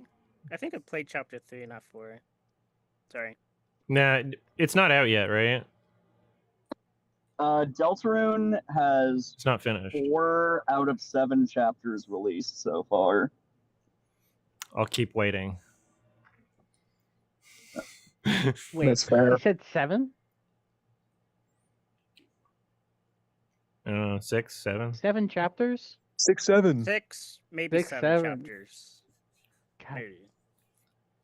Like, I didn't make the fuck, man. I'm never gonna play that game. game because it's 6, 7 now. That's gonna take forever. It's interesting to just release things in chapters, but like, yeah.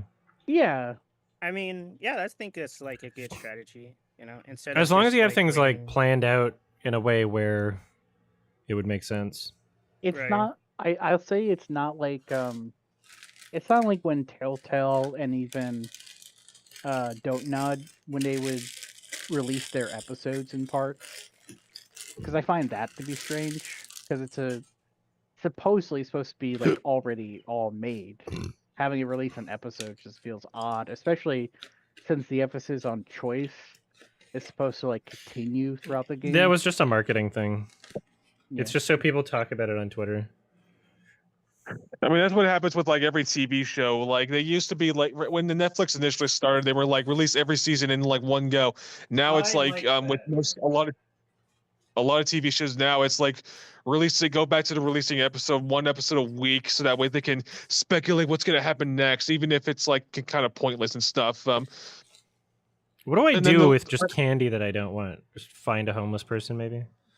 Eat it, or just I don't know. I don't want to eat it. Is I it think the I'm done with side it. stuff? I'll find. It's really difficult to like get people to eat free food sometimes, unless they're literally homeless. Speaking of candy, I actually tried I regret buying this. I actually tried Mr. Beast's like stupid chocolate. No, Finally, now you're I've going stayed to away die. Yeah, I've stayed away from all that for a long time. How was it? It was pretty shitty. It's like the worst. It's like worse than like the average Hershey bar. Honestly, it's just like, come on, man, you put no effort into this. It's It just seems like shit. the most generic chocolate ever. Oh my god! Don't even get me started. I had to buy the Mr. Beast peanut cups multiple times because I had to be certain of why I hated it so much. So I Oh, bought it once. I'm like, this is disgusting, but I don't know why it's disgusting. So I kept doing it, and I wasted which like, thing I from think Mr. Beast? $10 later. The peanut butter cups are Oh. like, it just was awful. You had to keep buying it because you hated it. I had to know why I didn't like it. The chocolate bar was easy because I was like, well, this just tastes disgusting. Hmm. There was something like uncomfortable eating the Mr. Beast cups that I couldn't like put my finger on it and why it tasted so disgusting. I was getting some beef jerky a couple days ago, and apparently there's Mr. Beast's beef jerky. or Oh something. god. It's Yeah, I weird. saw that at my gas station. I haven't tried it yet, but I saw I it at don't the know. gas station, so that's I don't know something. about That's gonna that be one. the driest, most saltiest like thing ever. It looks like a lot of the mixtape backlash is from the fact that like a bunch of publications gave it a 10 out of 10. Well, yeah. What doesn't make any sense though is that you never see those complaints given to companies like EA and Ubisoft because they publish the games. True. EA has a ton of like, you have you have that like combo series of like No Way Out, It Takes Two and It Split Takes Fiction. Two, and yeah, that's from an indie company that's published by EA. I don't think so. With Annapurna, it's a rich billionaire daughter lady who like runs the company. But the people who actually made the game, being Beethoven and Dinosaur, they're not rich. Just because you get a ton of money from like someone who's like, okay, I'm gonna put a lot of money so you can make the game you want to make, I don't think that makes you instantly not an indie game anymore. That doesn't make any sense. Mm. Like, there's nothing else that company is making that is giving them the profits. And just because you have like a lot of soundtracks, it's not the only Annapurna game that has like put a lot of money into it. There was 12 Minutes that had like 3 top actors. They're all like A-listers. Oh. Or like not necessarily not from Annapurna, but like fucking the game that everyone loved from last year, All right, I'm back. Claire Obscure, like That had a bunch of like big name actors. Like it had Andy Serkis. It had I think one of the dudes from Well, Game yeah. of Thrones or something. And then Second It was on people love that PC. game. Oh, got shit, the nice. indie game category because, like I said, that is like more AA because they definitely do have more profit that they got from themselves, and it's Yeah, actually that scenery. can I complain about the Yeah, fact go that ahead. Claire Obscure is not an indie game and that like every award it won is like a robbery from Silk Song? That's pretty fair. Like it's not indie. It's just not. Mm. It's French. But Mixtape is on IMDb, so if you wanted to add it to your watch list, you could. Mixtape? Yeah. I don't know what Yeah, do just do I the don't but mixtape. by the time I get to that year on my watch list, it's gonna be like 10 years That's from now. fair. They have a lot of. I'll just have to like remember, and if it's important, then I'll do it. By And the if it's not way, important, then I won't do it. I'm trying to like. There's so many things that I need to like be serious about that I just like. I started don't know if playing that's a good Deadly idea to start doing. Premonition. And yeah, I watched all of Twin Peaks first. Oh, good. Nice. And my god, the plagiarism is crazy. Yeah, no, how'd I don't you feel about like Twin Peaks season 3 as a whole, Olivia? Because I watched that fairly recently, and on the one hand, Season it took 3. me on the one hand, it kind of took me a while to adjust to like just how dramatically different it is in like style and tone than like the first 2 seasons of the show, which I guess you could say that about Fire Walk with Me as well, but in the return, it's just the filmmaking is so different that it really caught me off guard. But on the other, sorry, you go on. Sorry. The thing is, like, the first season's great. Is there a season 3? Because like I Well, I mean the Season 3 is return. the Technically, return. yes. Amazon. That's what I meant. Sorry. Oh, I'm not really that far in the return yet. I only started the first few episodes of the return, but I've watched I watched the entire original series and Fire Walk with Me. And I'm working on the return right now. But the return came out after Deadly Premonition, so it's not really all that relevant to my playthrough. Yeah.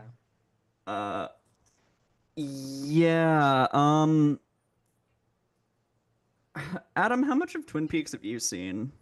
Like the first 3 episodes. Okay. Yeah, I guess I won't say much then. I'll probably forget.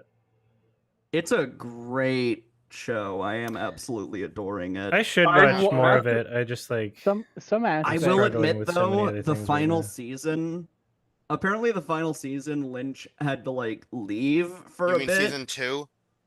Yeah, he had to like leave for a bit, and then the company is like, we need to throw like ABC was like, we need to throw in all of these things so that like it's like other shows. Yeah, and it gets really stupid and bloated. Yeah, so there are season 2 like sucks. there's a lot about season 2 that's great, but there's a lot you can fast forward through. Yeah. Like all of the romance shit, the entire James subplot, everything with Wyndham Earl, you can skip all of that bullshit. There should be like a fan edit of just like taking like second season and putting it in like 8 episodes or something. It's a lot of filler. Yeah, that's why I'm glad season 3 or the return is like entirely David Lynch and Mark Frost. Like you can tell it's just their vision throughout. Like I honestly I've been meaning to like maybe rewatch the entire like show like on my own at some point, just because it's like really stuck with me ever since I finished the return. I really want to get to it once I'm done with the current Disney marathon that I'm doing. I'm not far from done. I think I want to do a marathon.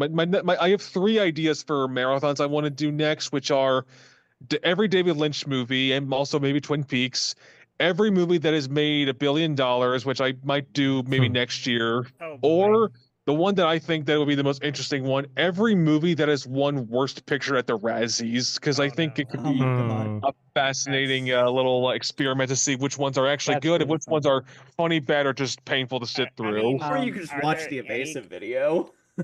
Yeah, I was gonna say she already did that. There I can't I do be love like a Evasive's good Razzies Razzie video. winner. I mean, Chief Phillips already did every Disney movie, and I'm still doing the Disney marathon. Yeah, so like, fair. I'll just go my own. I'll go my own path. Okay. Okay, hmm all good. It's the best way to have an opinion. Yeah. Unless you're Adam, because you only watch half the movie. I give it a 5. Yeah.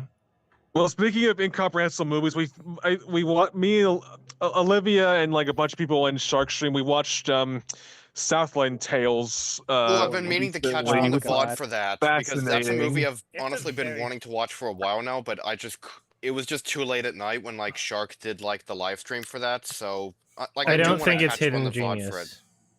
I mean, It's not. I don't think I it's a concept is misunderstood more movie. I Well, it might had be not- somewhat movie misunderstood, but was itself. high as fuck, but I was like not seeing why, like, because it's like, because Shark was like, oh, it predicted this and this and this, and it's like, like what? I don't know. It just kind of feels like Nostradamus shit, where they just threw shit at the wall and some of it What did it stuck. predict?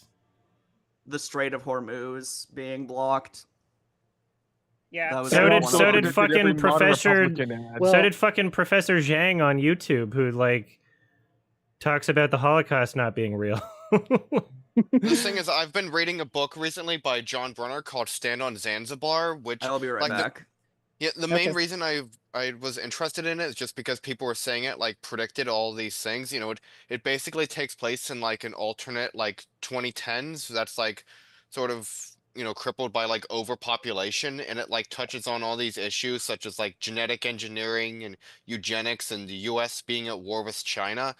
And there's even like a president in it of an African country who's named Obami, Obomi. And it's a book written in like 1968 or so. Like hmm I think it's really fascinating to read just because it is incredibly prescient now. Oh.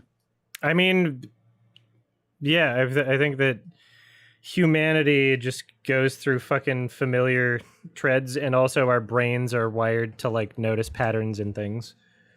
It even sort We're of going predicted to how reliant a lot of people would become on like AI and ChatGPT because there's this like supercomputer in the book called Shalmaneser. I'm not sure if I'm pronouncing the name right, but it's sort of described as being like smarter than its creators, and like everyone around the world becomes obsessed with it. And you could kind of draw some parallels between that and like HAL in 2001: A Space Odyssey, which Mhm. came out around the same time the book was released, but it definitely feels relevant to this age in which everyone is just obsessed with like ChatGPT. I'm actually like disappointed in people for the Like maybe AI I'm just shit. kind of 'Cause- overthinking it in that sense. What upsets me about like the AI shit right now is like it's not even like better than a Google search in terms of accuracy or reliability. Like every time I search for something, I have to click on the fucking source and then look and see how it interpreted it myself.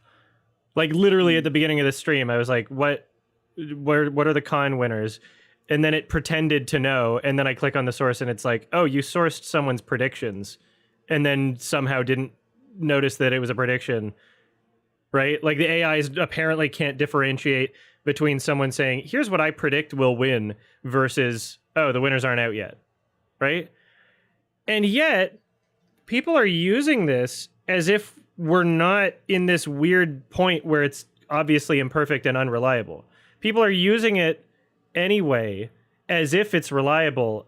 And it like, is it not common knowledge that it's not reliable? I think people are just so fucking intellectually lazy that they don't care.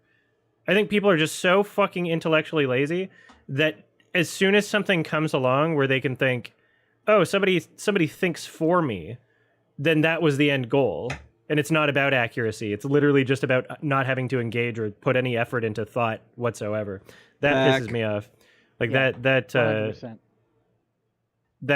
what pisses upsets me Adam the off? most about it. Oh, sorry, you got cut off? I just got back. Oh. Oh. I thought The you said fact that people are using AI as a replacement for putting any effort into thinking Oh, about yeah. anything Yeah. when it's not even advanced enough to justify. I could understand if people were like, I'm going to let that think for me, and it was accurate. But it's not accurate, and like everybody knows that, right? At Grok, is this true? Like everybody knows that it's not accurate, right? Like I can't believe it. Like every single fucking time I search for shit, I have to interpret it. How come like nobody cares about the truth? That pisses me off. That's like an existential thing that angers me. Yeah, It's frustrating, yeah. I that's the really world hate today. the AI overview. Yeah, nobody Mhm. cares. That's It's not even just the world Sorry. today. It's just the average fucking neurotypical person, apparently. yeah. And I like, can't think of any solution for AI overview, even if it like provided its own sources. I still feel like it'd still be everyone would ignore it, A, and B, like I don't think it will still be accurate even if it had sources. I mean, we'll see what the future holds. I'm just like, it's not there Yeah. right now. And No. people have already outsourced every thought in their brain to AI for some reason. mhm. Like that's upsetting. And it's so like companies are just obsessed with AI lately. Oh my god. Yeah, I have seen 4 different graduation speeches Those are where funny. someone starts glazing AI and people start booing. It's funny Good. to see someone like so detached. Yeah. Yeah. And they're invariably like, grow up. Like this change is coming whether you like it or not, so you better get used to using it. What pisses me off the most is like people online who are like, "Oh, break the pencil, stop pencil slop." It's like, what the hell are you talking about? That's funny. Like, I just Pencil immediately slop? That's block funny. anyone who says that. That's yeah. like there's no way that those are good faith people saying things. Pencil That's slop.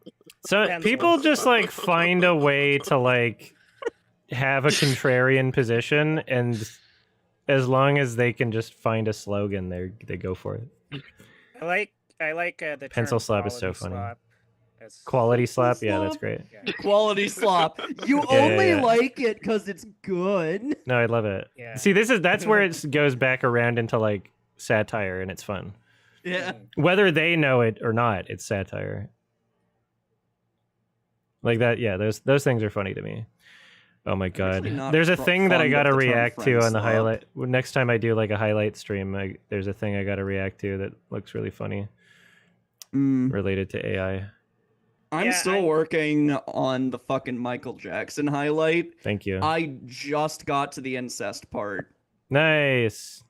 I was wondering what the fuck you were talking about when it's Yeah. like, just add the clip of the incest part at the start. It's like, what is Good he talking impression, about? And thank then you. I got there and I started laughing uncontrollably. It is very funny. It's fucking hilarious. What a strange family. Like, So- we have 2 dads and they're both brothers. It's like, Oh my god. sweet home Well, the dads aren't Alabama. fucking, but they're No, both no. fucking. They both had children with the same woman. Which is still Ah. fucking weird. It's a funny bro. thing to like have to explain in the intro of your reality TV show pilot. It's a funny thing to like have to unpack. Yeah, Did any of there's- you see that there's like a new Netflix series coming out about like the sexual abuse allegations against Michael Jackson? Another Like, one. I think it's really Also- interesting And yet- timing for that to and come out yet- like mere months after the Michael Jackson biopic that And like yet we're still actively getting avoids Michael- talking about that. And yeah, Also- we're fucking getting Michael 2. Apparently, yeah, it's officially. been announced happening. now. So If just wanna be- I have to hear Jafar Jackson's shitty song again, I'm going to fucking kill myself. Aw. I was so surprised on how long that rant was for Adam. I thought it was gonna be like really short, and then like There's a never-ending rabbit hole for Michael Jackson. I had to decide to stop. yeah, that Yeah. was a long. There's never there's idea. there's so Oh, yeah, much that's shit that you amazing, could Olivia, go I into. love I that. heard like Thank you after for the fact. deciding to stop. There's like some interesting debate over like materials that he had that like in 1993 law enforcement like during a raid on Neverland Ranch found like a book called Boys Will Be Boys that is like a bunch Oh my of god. that is like a bunch of like nude images of like children. Oh my Oh. lord. But like the fans will say things like it's not porn, or also he probably kept it from a fan that gave it to him or something. But I don't know. Like that's a weird thing to hang on to if you're being accused of. Good cope. Good Like that's film. Yeah, that's it's a like weird thing to hang from- on to. Yeah, That's it's like the fact that MAGA, Michael Jackson even had so like- many children over at his private ranch in the first place is like incredibly strange and disturbing. Whether or not you want to like argue over the sorry. schematics of like whether or not he like I mean, actually okay, sexually so abused Yeah, them. who I knows? Like have I actually. I'm no Wild. claim to be the most knowledgeable person on this case or anything, so Oh, and I then just wanted to say that. Also, Oh, I know I each mentioned of you will this take 2 over. damage. I know I mentioned this sorry. over Telegram, but like you should watch Man in the Mirror. That is a Sure. very funny Michael Jackson Oh. documentary.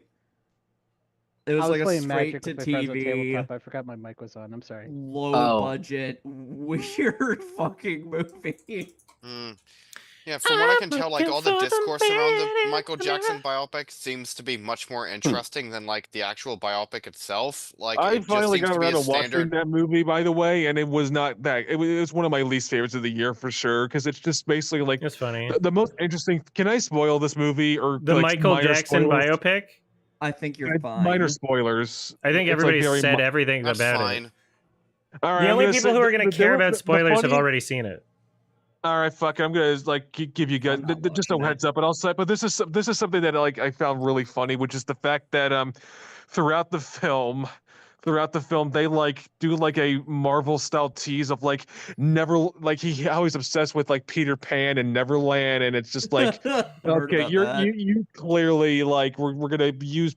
Because the whole like rumor of like they had to scrap the third act because of the legal stuff, then they were Yeah, I heard gonna about address the that. allegation at the end, and then but then they never follow through on like the tease at the end. Maybe they're saving it for Michael too. I don't know.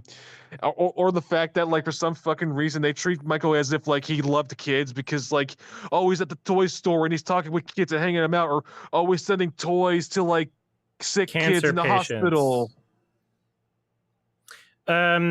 No, yeah, it was literally a propaganda film. Oh, It was the for people Melania that- It of Michael would be. Jackson movies. What were you saying? For people that want to watch Leaving Neverland, it's only available in Australia to stream. You Yeah. just got to use a VPN. It's on a streaming service called Stan. Stan. I wrote Stan. Yeah, speaking of Leaving Neverland, I saw a lot of Michael Jackson fans like comparing the Rotten Tomato scores of Leaving Neverland and like the Michael Jackson Oh, that's biopic so as funny. evidence that like the critics were biased against Michael Jackson or something, which is like really funny. They're both Okay. different movies. Leaving Neverland, is that the one by that one documentarian who everybody hates? You got to And the narrow it director is Dan down. Reed. Is that who you're referring to? Maybe I'm thinking of someone else. I Oh, remember he just there did was an Reed a- Alex did the, Jones documentary like He a did couple the years Alex ago. There Jones was- documentary. He did a 2020 stolen election documentary. So There that's what he's was- done. There was a documentary where Adam played like a clip of it Oh. in like our previous Michael Jackson highlight. And I remember people saying that the guy who made the documentary was like a total snake. I mean, that's what people say, but like, I don't know if it's just like you have to understand how easy it is for like someone to hear something and then just repeat it. Well, no, it's just I was wondering about it because when I watched Double Toasted's Man in the Mirror video, they also brought up that guy, and I was wondering what the deal there was. Yeah, no, I don't know. I'll have to look into it later. I have no idea. Also, I wanted to add to the AI discussion. Companies are saying that they're using this to like cut down on workforce so that they don't have to pay as many of their workers. That's how what they're. I'm here. Well, here's what I'm realizing about AI shit is that like most of what people accept as fact about the state of the industry is literally just marketing. And the marketing isn't even to us, it's to investors. So when they say something like this AI will replace all of your workers in 3 months, that's them trying to pretend as though their product is like way better than it actually currently is, so that they get more investment. Because like the entire AI industry, like the bubble, is literally just like a lot of money equaling faith in this thing that doesn't make money, but they're trying to suggest will in the future.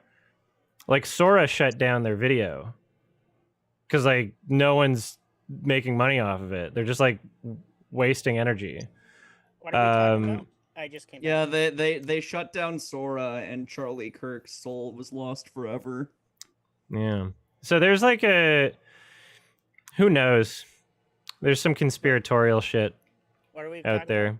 We're talking about AI, but like, Yeah. Okay. yeah, we'll see. Well, like, it could just be that these companies are literally not really about making a profit at the moment, but are potentially going to just be used as like government assets. Yeah, you know what sucks is I live in the same county that data center in Utah is Shit. gonna put in, and Wow. we're in a drought. We're like fucked. Yeah. Oh, that's fucked. I feel Yeah. really bad. I'm Oh, not man. responsible for Kevin O'Leary. I'm sorry. Yeah, I was. Fuck Oh, boy. Kevin O'Leary. He's a vampire. Yeah. He is. Currently, one of my neighboring cities is putting up a vote about trying to veto the building. They want to build a data center where I live, and we're currently trying to veto it. Tell them no. We're don't do trying. it. There's currently like my township actually put a 12-month moratorium on like banning AI data centers, so Yeah. that's kind of cool. And then there's actually like there's a citizen-led initiative trying to ban data centers. Like come this November during the midterms, they're trying to get like a ballot initiative that like bans data centers everywhere in the state. So if that succeeds, that'd be actually be really awesome. But we'll see if that succeeds or not. I mean, They should put the data center in the same neighborhood as the person who owns the company. yeah. They should how- make how- the person who owns the company live in the data center right next Yeah. to the noisiest part, That reminds me of when and then blow it like, up a lot of in Minecraft. a lot of Minecraft. people That's a terrorism. with No, Flint, it's not. Michigan would like take the I just water said and bring it to vague them. owner. That and I be didn't like, "You drink specify this?" anybody. We should do that to the people with the data centers and like just bring them water, being like, "Hey, by the way, this is all the water that your place made with AI." They should make Congress live on minimum wage. That's true. I watched a very funny video about Rob Ford I love recently. Redford. I like that he was cutting costs in terms of like politicians making money. It's like, kind of wish that was Yeah, here's U.S. like- conservatives. Here's like the one person that's like a senator or governing body that was like not from the U.S. that I, remember hearing about. Where I'm just like, that's seems like a fun guy. I like that you search Rob Ford and the first thing that shows up is pictures of him smoking crack. I mean, yeah, it's the That's most famous hilarious. thing he ever did. Yeah. People like thought there his were Americans I favorite talked to that thought he was like the president of Canada because they were like the only. No, Canadian I think he politician that- wanted I to thought you run were for the prime president of minister, Canada. though. I'm the Yeah, I president thought of that too. Canada. He was considering not? running, but then he died of cancer. He died of too much Ah, you're crack. His Canadian. brother What's is your the take on premier Rob of Ford? Ontario. What's your take on Rob Ford? Fuck, I wasn't in Toronto, so All right. I mean, fair like, I don't enough. know. He was a funny man in the news. He was very funny. Yeah, I loved don't him. know exactly what he was doing politically other than smoking crack. I had a lot of fun watching. What's his name? Matt Orchard, I believe. Mhm. He did like a Rob Ford video that was really funny, and it's just hilarious seeing Rob Ford in like a fast food restaurant doing a Jamaican impression and Oh my saying God. shit like "bumbaclot" Oh, that and sounds then so good. smoking crack. Well, speaking of restaurants, rest in peace to the Heart Attack Grill. Rest in fucking I piss. know. Rest in piss. That's a shame. Well, Yeah, the moment I saw like that the heart attack girl's like shutting down, I immediately thought of like the YMS highlight about it. It was a staple for people that want to die. Yeah, I still think about like the fact that like the owner of the restaurant was like in an interview with someone and he had like a bag of like the ashes of someone who died at It's that so restaurant ghoulish. Oh yeah, and That's just very like funny. his paraded it spokesman. around as like a lesson to people like, oh, I this is what this is what'll happen to you if you'll die here, basically. I had to include that news report in my edit because I love when the dude like pulls out the bag. Oh my god, two glory Yeah. eye ones in a Like he row. had it. The He's dude fine. pulls out the bag and the reporter just has this really funny look where Oh he's my just like, God. No, let me do that. Was it one? Yeah, I'd be Okay. shocked too if I was interviewing that guy and he just pulled out a bag of like human ashes. And the owner is Seasoning. just like, people are going to say it's horrible, and then the interviewer is just like, yeah, they will. Yeah, and he's like dressed up in a doctor's outfit for some reason. Because it's funny. Well, it's part of the theming of their stupid restaurant. I also had to throw in him having a fucking dwarf nurse drive around in like a tiny car. Oh with yeah, a clown I've sound, seen that clown, footage. Right. clown horn sound It's effect. great. He knows how to make a great restaurant. He doesn't know how to make good food that people want to eat though. Was she there? No, when you Because the whole point was that it's like lard, and that's it. Yeah, And when then you it's like after a mentioned the certain point, it's butterfat not. It doesn't even milkshake, taste I thought good. I was gonna throw up. Ugh. Like it doesn't even I'm taste good. Is the gagging problem? just thinking It would about be it. one thing if it was like, give in to how bad you want the food because it tastes so good, but it's gonna kill you. That would be an interesting restaurant. But it's like, oh no, this is gonna kill you, and it doesn't even taste good. So it's like a suicide booth from Futurama. You just Mhm. go in because you hate yourself. Yeah, I couldn't imagine eating there. Like, we just like dropped by to record it and then left immediately. It's like totally not worth it. Is the problem? Yeah, from what I can tell, it Because I seemed didn't like a want to go. restaurant Like it's like you have it once and then you feel like shit, and then you're like, well, never again. Yeah, from what I could tell, is a restaurant that was like far more popular just for like the way it presented itself than like for the actual food. Yeah, it's a gimmick. You know, yeah, gimmick. That's what I It's mean. it's a restaurant that's like meant to get like viral clicks online, but it's not actually like a good Yeah, restaurant and stuff. exactly. It just seems super tacky. Yeah, Mm. why? What was there a reason why it closed down? Tourism in down? Las Vegas is way the fuck down, so they just couldn't Yeah. pay the rent and bills, so they just said fuck it, we're closing. Sorry guys.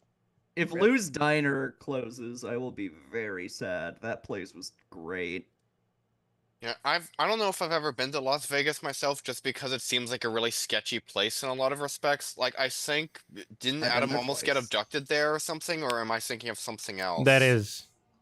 But I mean, yeah, like it's a place where like if you're off the strip, you probably don't want to be walking around by yourself.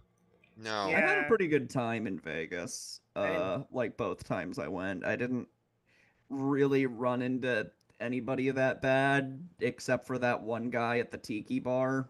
Oh yeah, he was annoying. Yeah, I Is didn't is, have, Lo- is Las Vegas where they have the food mart like art project thing, or was Yeah, that like a Omega different Mart. Omega Mart? Yeah, that's what I was that's thinking cool. of. Yeah, Yeah, I wanted to go to a Mega Mart, but I was low on funds. Yeah, I went to the Denver one. It's like pretty cool. I've it's never like- been to the West Coast, and I want to get because so I've never actually had In-N-Out Burger, for example. So because I've never been to the West Coast before, and I want to go there at some point for some reason. It's I like great. In-N-Out. You got to I get like it animal yeah. style. Yeah, animal style is like where it's at. That's what it's a secret menu thing, but you have to do it. It's weird that it's like. But a secret everybody, menu food, I but, know. like but everybody gets it. we're talking about it. That's probably. I know. It's like it's not. It's like probably the most popular way to get it, but it's secret menu. So it's like It's okay. hilarious you're saying animal style, and it's just not like it's not just like a reference in SpongeBob. Oh. No, it's great. I like In-N-Out. You know who else loved In-N-Out? Fucking Anthony Bourdain. Nice. There's a video of There's him talking Brad about Johnson's In-N-Out. movie about him coming I was this gonna summer in say- August, apparently. Yeah, I'm looking forward to it. Like, I'm Yeah. not usually a big biopic guy, but just the fact that Matt Johnson's doing it makes Exactly. me interested. Yeah, like he I was kinda able to wanna make a see good that. BlackBerry biopic, so I have faith that Exactly. he'll do He's a good gonna job find with the this. interesting story in there and tell it, and it's not gonna be just a dumb, shitty propaganda movie. He doesn't have to consult the the heirs of Anthony Bourdain to license all of his music. Can in the we film. can we get that one famous quote from Bourdain about Kissinger in the movie? That'd be fun. What do you Oh, say? yeah. It was something like, once you've been to Indonesia and see how beautiful it is, you will never stop wanting to beat Henry Kissinger to death with your bare hands. Hmm. It's a good quote. That's Who's funny. the actor playing him? The holdovers guy. Yeah, I remember the Champagne movie of it was in. beers. I still never watched The Holdovers. Like, I know a lot It's of not people It's a liked normie it, but masterpiece. Yeah, That it's if not- I didn't knew seem like Ruined my it for kind of Mom. movie, It's really. a mom boring. It movie. is the most normie masterpiece Exactly. of all time. Yeah. and then people I mean, I who like watch some it don't of even Alexander understand. Payne's other movies, like Election. I remember being pretty good, and I would watch it again. But Oh man, Great. Man, Election was disappointing for me. I did More like like erection. what's her name? Divine Joyce Davine. Randolph? Davine, is that it? Yeah, she think was like it's- the best character in the movie. She was I the wish best part. She won the if the Oscar. film was about her, it would have been a better Oh, movie. absolutely. I think. True. yeah, oh yeah, absolutely. Sideways is another Alexander Payne movie I remember liking. Nebraska I remember being pretty good, but I don't think Adam likes that one. No, it's not good. That one's mid. That one was like I mean, I haven't seen it in nominated like for like 6 too many years. The Oscars. worst. Yeah. Well, I say the worst because it's the only other one I watched. But the worst Adam Payne movie I watched was or Alex Payne. Sorry, not Adam. I apologize, Adam. I don't mean to bring It's you into okay. this. The worst one is what's it called? The one where they're all small. Downsizing. Oh, fuck, that was terrible. Yeah, I heard that Yeah. was like his. Yeah, Everyone nobody hated liked it. it. Yeah. I've It never seems seen kind it, of I just know interesting in everyone hated it. concept, but from what I've heard, it just like botches. It's a it. terrible concept. Like, well, it's a great I don't concept. even like the it's concept terrible that much. execution. I mean, if you handed the Yeah. same concept off to like Charlie Kaufman or something like that, you kind of approach it like you did in Being Kaufman John could do it, Malkovich. yeah. It There's could have a been movie interesting, coming but out that has like a similar concept, right? I feel like, like it could've- Kaufman could take a lot of bad concepts and make them into something Oh, good. absolutely. yeah, that's true. But I guess my point is that it seems like it has the kind of concept that has like interesting potential for like satire, but I guess the execution of it wasn't great. Like if everyone hates the movie itself. You know, I'll say that I think Charlie Kaufman's been, while he hasn't like directed or written anything recently, I think he's a pretty good producer because there's a He's few doing movies he's I'm produced. pretty sure he's like doing like an adaptation of like some book called like Mind, like some like dream movie or something. Like I Nice. could have sworn like that was Inception initially 2. canceled, but now it's coming back into like it got revived The or Memory something. It was Police. like hiatus, right? What? Wasn't The it on Memory hiatus Police. or No, something? and he's also got like he's the later the war is happening too. Mhm. Yeah, that later the war. directing That's a not what I was thing. thinking of. That's I think that was initially canceled, but now it's getting revived. So now Yeah. we're gonna see how that one goes. Channing Tatum. Oh, good. I thought Channing Tatum was in a different. When I heard the synopsis of the one that he's doing with Channing Tatum, I thought that it was an entirely different synopsis that I'm reading on IMDb. I thought Channing Tatum was supposed to play like a director. I thought it was going to be like almost a Day the Clown Cried story. Someone was saying no, like literally, Is that like out yet? Whatever happened with the day that clown cried? I thought that was supposed to come out or It should have something. been come out by now. well, I think Isn't there a that dumb rule? there was like it's public domain after a certain point or something. I forget, or I don't remember what the story is with Day the Clown Cried. Wasn't it like 5 years after he died? It would become. I have no public idea. domain, or- I don't know. I don't know. My memory. Yeah. I think it might have been one of those things where it's like, oh, they screened it at Library of Congress once, like the fucking Sesame Street Wicked Witch episode or whatever. Let's see.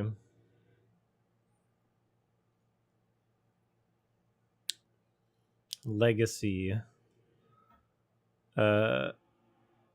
Play Infest or Wild. Sorry, I did it again. Yeah. Why did people think it was getting released? Let's see. It had like a specific year announced. People He gave think it to the that Library of they- Congress and said it just couldn't be screened before 2025, right? And then the Library of Congress, I think, made a statement that they weren't going to screen it for some You reason. pieces of shit. Yeah, I think I heard something like that, which is so stupid. I hate Hashtag that. release the funny cut. They did the same thing with like the fucking Sesame Street like Wicked Witch episode, where it's like, oh, we screened it once, we're not releasing it or anything. We'd rather this media just stay lost forever. Yeah. It's so probably stupid. because they're American. And then the fucking Sesame Street episode got leaked, and I watched it, and it's like, this is what needed to be locked away in the Congress vaults forever? Like, this is fine. Somebody stole a copy of it in 1980. Oh, Day the Clown Cried. What? I was watching a Magic Mush video that made me fucking scream about, like, the destruction of historical artifacts. Some guy got his hands on, like, the gold source code of StarCraft and then just gave it back to Blizzard. Oh, that's funny. It's like, oh my god, fuck off, dude. We could have Also, had so someone many found cool a mods fucking- and stuff. Someone found an original Xbox, like, testing kit, didn't realize what it was, and then, like, scrapped all the internals to turn it into Ew. a shitty PC. It's like, there were probably game Oh, rip. prototypes that never saw the light of day on Okay, that so the thing. guy that Someone stole found, like, it, a lost. the guy that stole the Day the Clown Cried in the 1980s, like held on to it, and then 3 years before his death, donated the footage from the movie to the U.S. Library of Congress on the condition that they keep it private for 10 years. And then that was in 2014. Oh. So he should have said under the condition that you release it in 10 years. So maybe he just didn't phrase it properly and he got goofed. We're gonna have to wrap this up. I want to start my my watch along. Watch along because it's a long one. Oh, how long is it?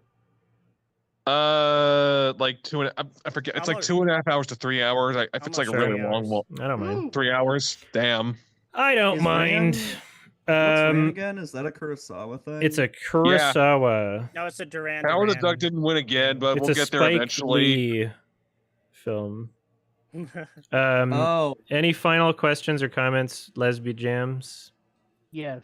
I forgot to mention this last week, and it's been about 2 months since you actually watched Playtime, but I wanted to ask you about some of your personal thoughts. I really loved it. I'm That's great. glad that you watched it because I could finally talk about the things I love about it, which is the cinematography, the way that so much of the story, it actually has like arcs and characters to it, but in a way that like I feel like if you weren't going out of your way to like look for it, you still would have a pretty good enjoyable experience, unless I did see a lot of people's reviews, like 1-star reviews, where they said they just hated it because like it just wasn't for them. So I definitely could see it being a movie that people don't like. But I was really happy that you gave it a 9 and you really liked it. Yeah, no, I like how crazy and chaotic it got, and I feel like the slowness of like the first half, 2/3, kind of like adds to the. It's a nice slow burn that is satisfying with how where it goes. Have you seen Video Game Junkie's review of Playtime? I don't remember. I know that he made a video. I don't remember if I watched Poopy it. Playtime. I like that the before it gets to the dinner scene, it takes a long time because I think it really helps you get into the setting. And I think if the movie was just because the only other movies I think he's done were like short movies. So I think if it was just feature films, it's just like Yeah, I think if it was just a dinner scene, it might have been like too overwhelming and like confusing. I think with the rest of it taking its Oh, time, it's sorry. I was looking on IMDb. oh yeah. He wrote the But original screenplay for The Illusionist. That's why people got mad that I thought it was mid. yeah, I'm pretty much all done. I just boy. remember I was kicking myself for forgetting to mention that last month. Mm. Yeah, it's a movie that like when watching it for the watch along, like I even got like more understanding of the gags. It's like more thing Yeah, to pick up on like as you watch it. I was What are the really happy. other films that I should watch from Jack Titty? Titty. The other Monsieur Hulot movies, like Mon Uncle and Mr. Oh yeah, Hulot's I've heard of that one. Vacation, like Mhm. Holiday. I can't remember. Yeah, Holiday. Mm. There's Those one were that's really pretty cool solid. because it takes place in I think just like a house, Mhm. and the way that the camera, like they just have cameras set around, so it feels like you're getting like an entire. Oh yeah, the Mon Uncle is like Mhm. pretty. That's like cool. It's kind of Um, like that modernistic like satire where Mhm. he's kind of like satirizing modern technology in a. Oh yeah, Yeah, it's very fun and playful. Playtime was great Yeah. because it's a very good anti like corp film Mm. that Yeah, doesn't really like hammer you in the head with it. It's really Traffic is subtle. also good. Why does IMDb list someone's height? That's hilarious.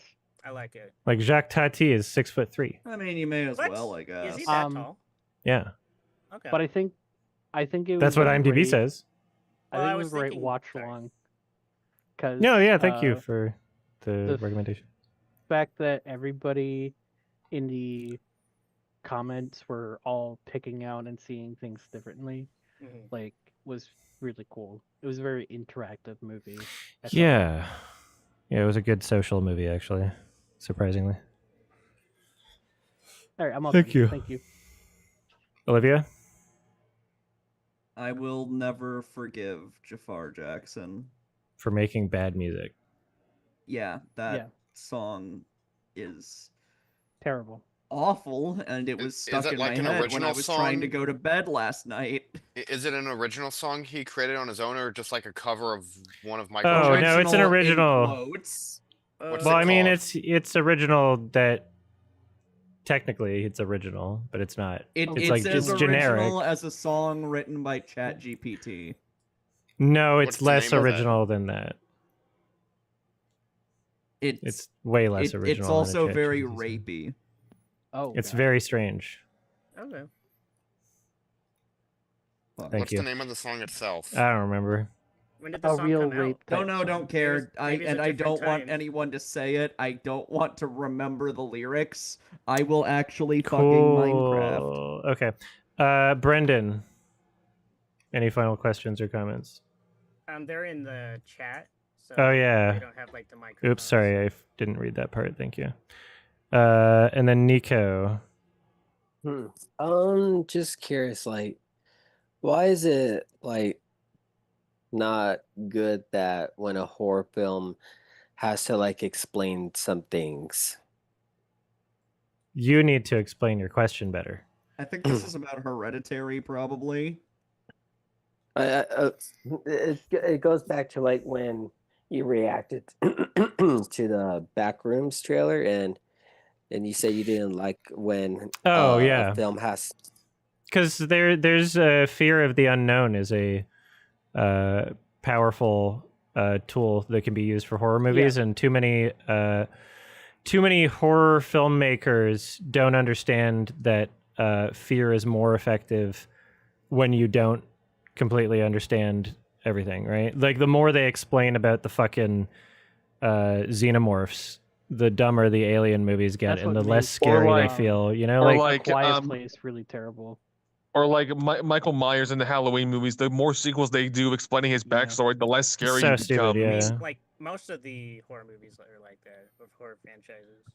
I would say Obsession comes actually did a decent job of like giving you enough answers about what's going on, but still leaving it up to your I'm excited to watch imagination it. and stuff. Mhm. And that's kind of how I felt about the substance as well. I like that it didn't explain everything about like, whatever creepy corporation is yeah. like behind this drug and all that. It just sort of left a lot of that in the dark in a, like a really Yeah. effective Yeah. way. The I mean, best like aspect under of Under the back- Skin is a movie that like apparently absolutely. apparently the source material explains further what the fuck is Oh. going on, but through the choice of what to show and what not to show in the film, it provides like a really terrifying like what the fuck is going on. Like it, like if you're one of the I characters love in that the it film, never you wouldn't explains know. any of it.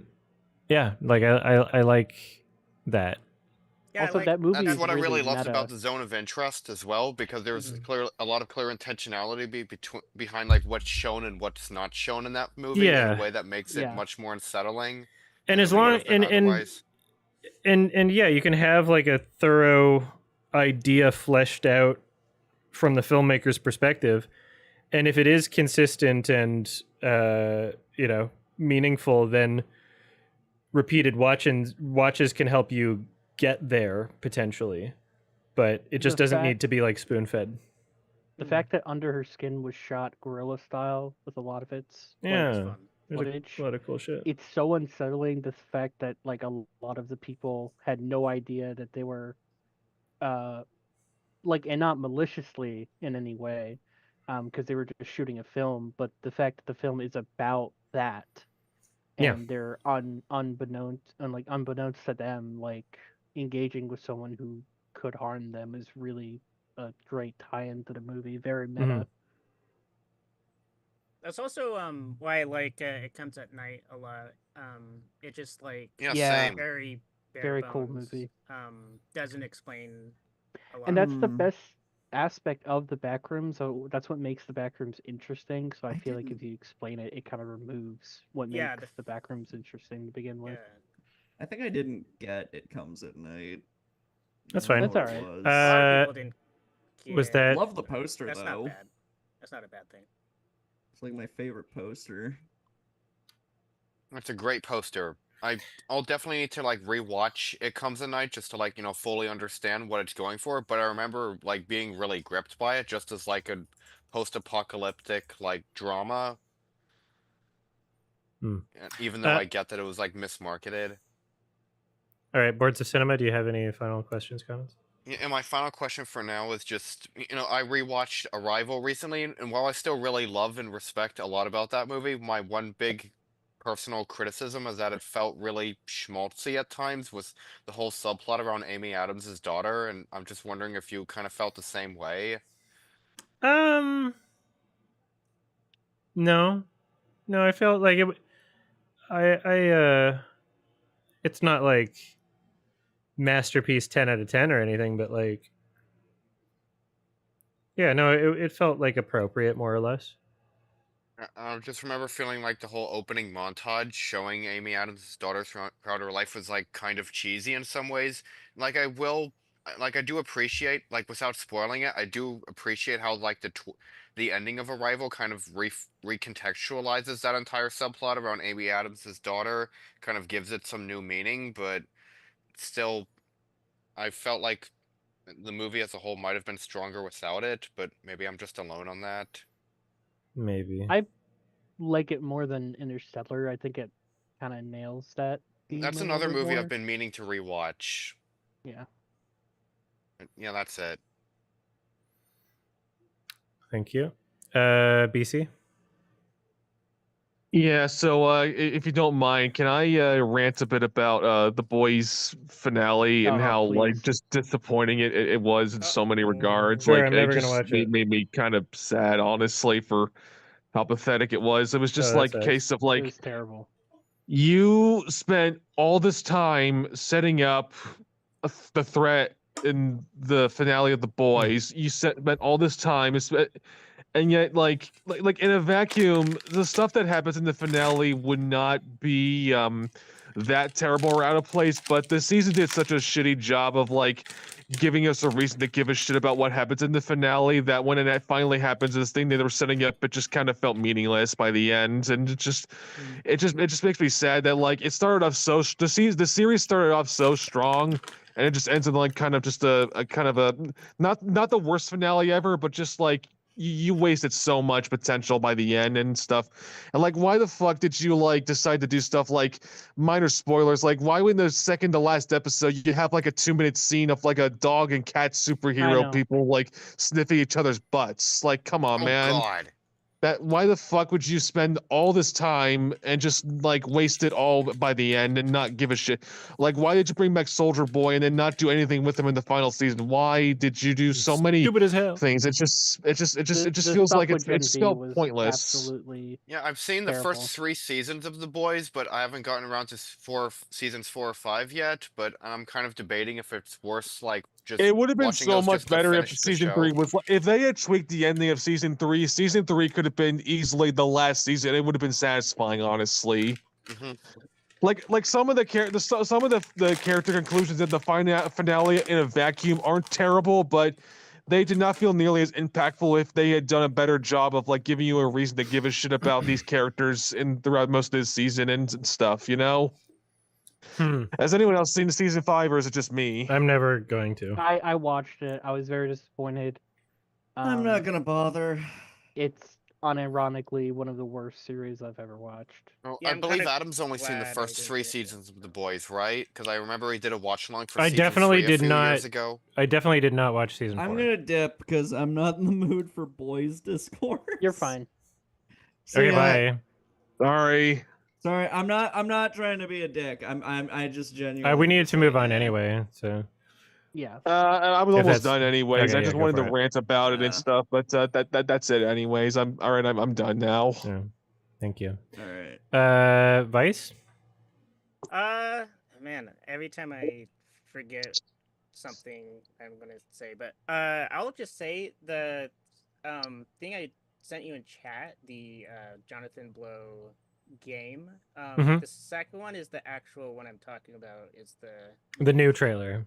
yeah. The first one is the old one. So. Yeah, I don't remember if I reacted to like the original trailer or not. I forget. Because apparently it was at the Game Awards, and Oh. I'm not sure if that was something you checked out of. Real quick, Adam, are you going to either react to more OD stuff or play it when it comes out? Maybe. Oh, when's it out? I'm not sure yet. Is there Hopefully more? this year. Is there more OD stuff? Yeah, there's the trailer for Kojima's section called Knock. That's out. Since And when? Other people's Kojima's director section? sections are coming out. Did I Yeah, not so react to that? No, I don't think so. Are we sure? I think you did. I think I I know did. I seem to remember You reacted reacting to to a 30 trailer minutes called Knock. of. No, yeah, no, Remember- I'm pretty sure I did. Okay. I'm pretty sure I did. Also, rest in peace, Udo Kier. Oh Yes. yeah. Rest in peace. Yeah. I'm so sad. I would love to see him in that game. I mean, he'll I'm still probably sure be he'll in still it, be in the game. but just like, yeah, they had to not. They'll have to change. I gotta get something. going, guys. I'll see you next hangout, and I'll Sure. be here for the rand watch along. Bye, everyone. Bye. Later, BC. He Vote was for my Howard the Duck, by favorite- the way, next month. Bye, everyone. Yes, vote for Howard the Duck. Udokir was my favorite thing about Do that it. spy movie, whatever it's called. Hmm. I love seeing him in it.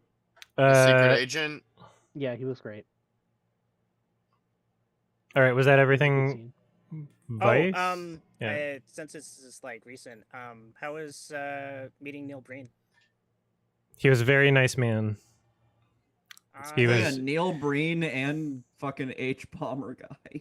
Yeah, that was funny. Etiquette and- Well, so I was staying with Eric,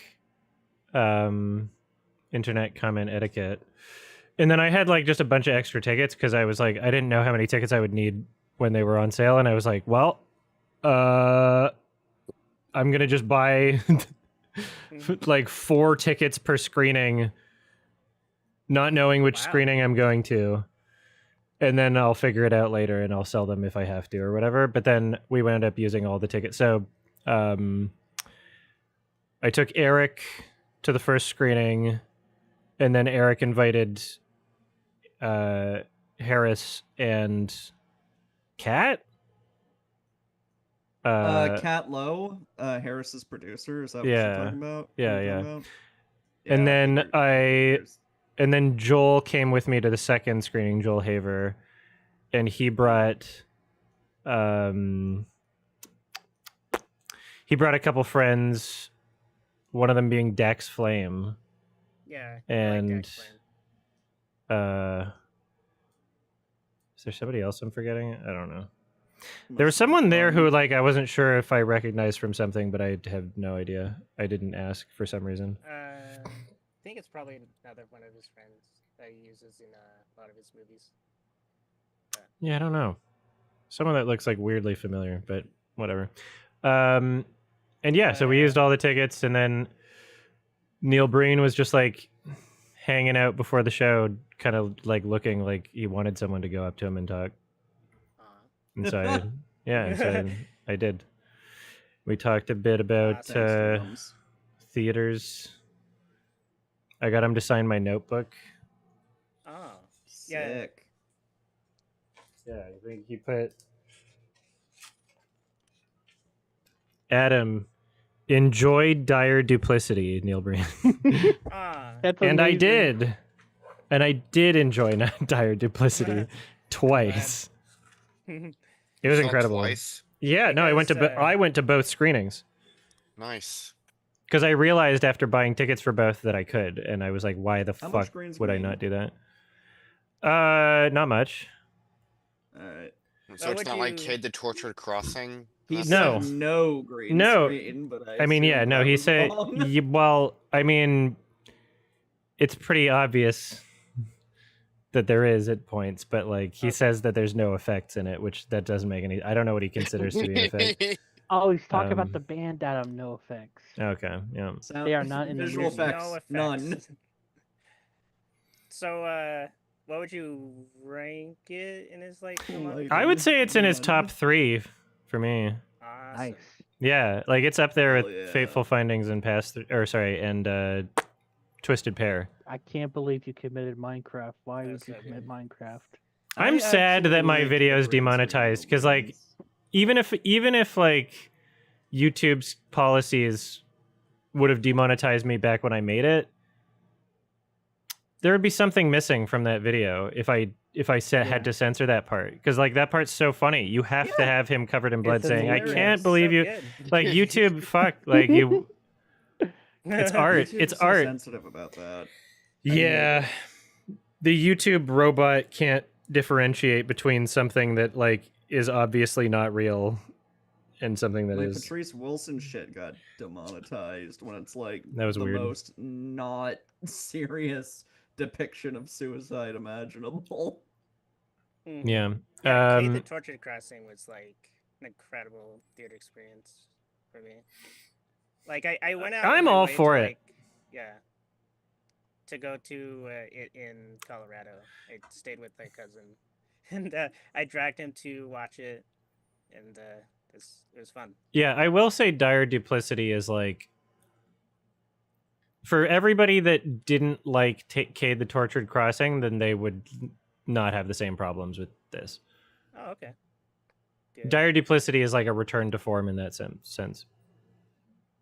But I mean I love all of his films, but yeah, I'm hoping he comes to Utah. I DM'd him when he was asking to find any like theaters, and I'm like, hey, come to Utah, you know, Sundance, like we love indie films.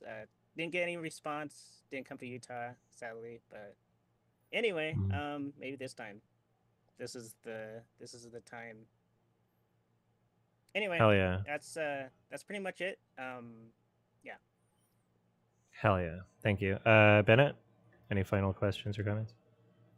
I was just gonna ask, I know you've mentioned Adam Curtis before. I have a friend that loves those documentaries, and I don't 100%.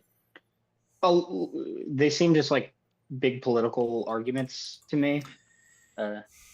I mean, I don't know what you he like acknowledges and addresses a lot of like very common populist grievances without really like offering much in terms of like a solution. Like I don't know, like his perspective, like they're interesting, and it's like,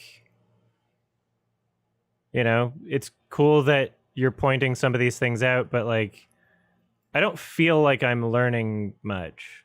Maybe to people that don't think about those things already, they do, but I don't That's know. what the vibe I kind of got. I'm not super interested, but They're fine, but like not. I wouldn't. I don't get too much out of them. Yeah, I got you. Well, thanks. Of course. No, thank you. I am going to set up for the watch along.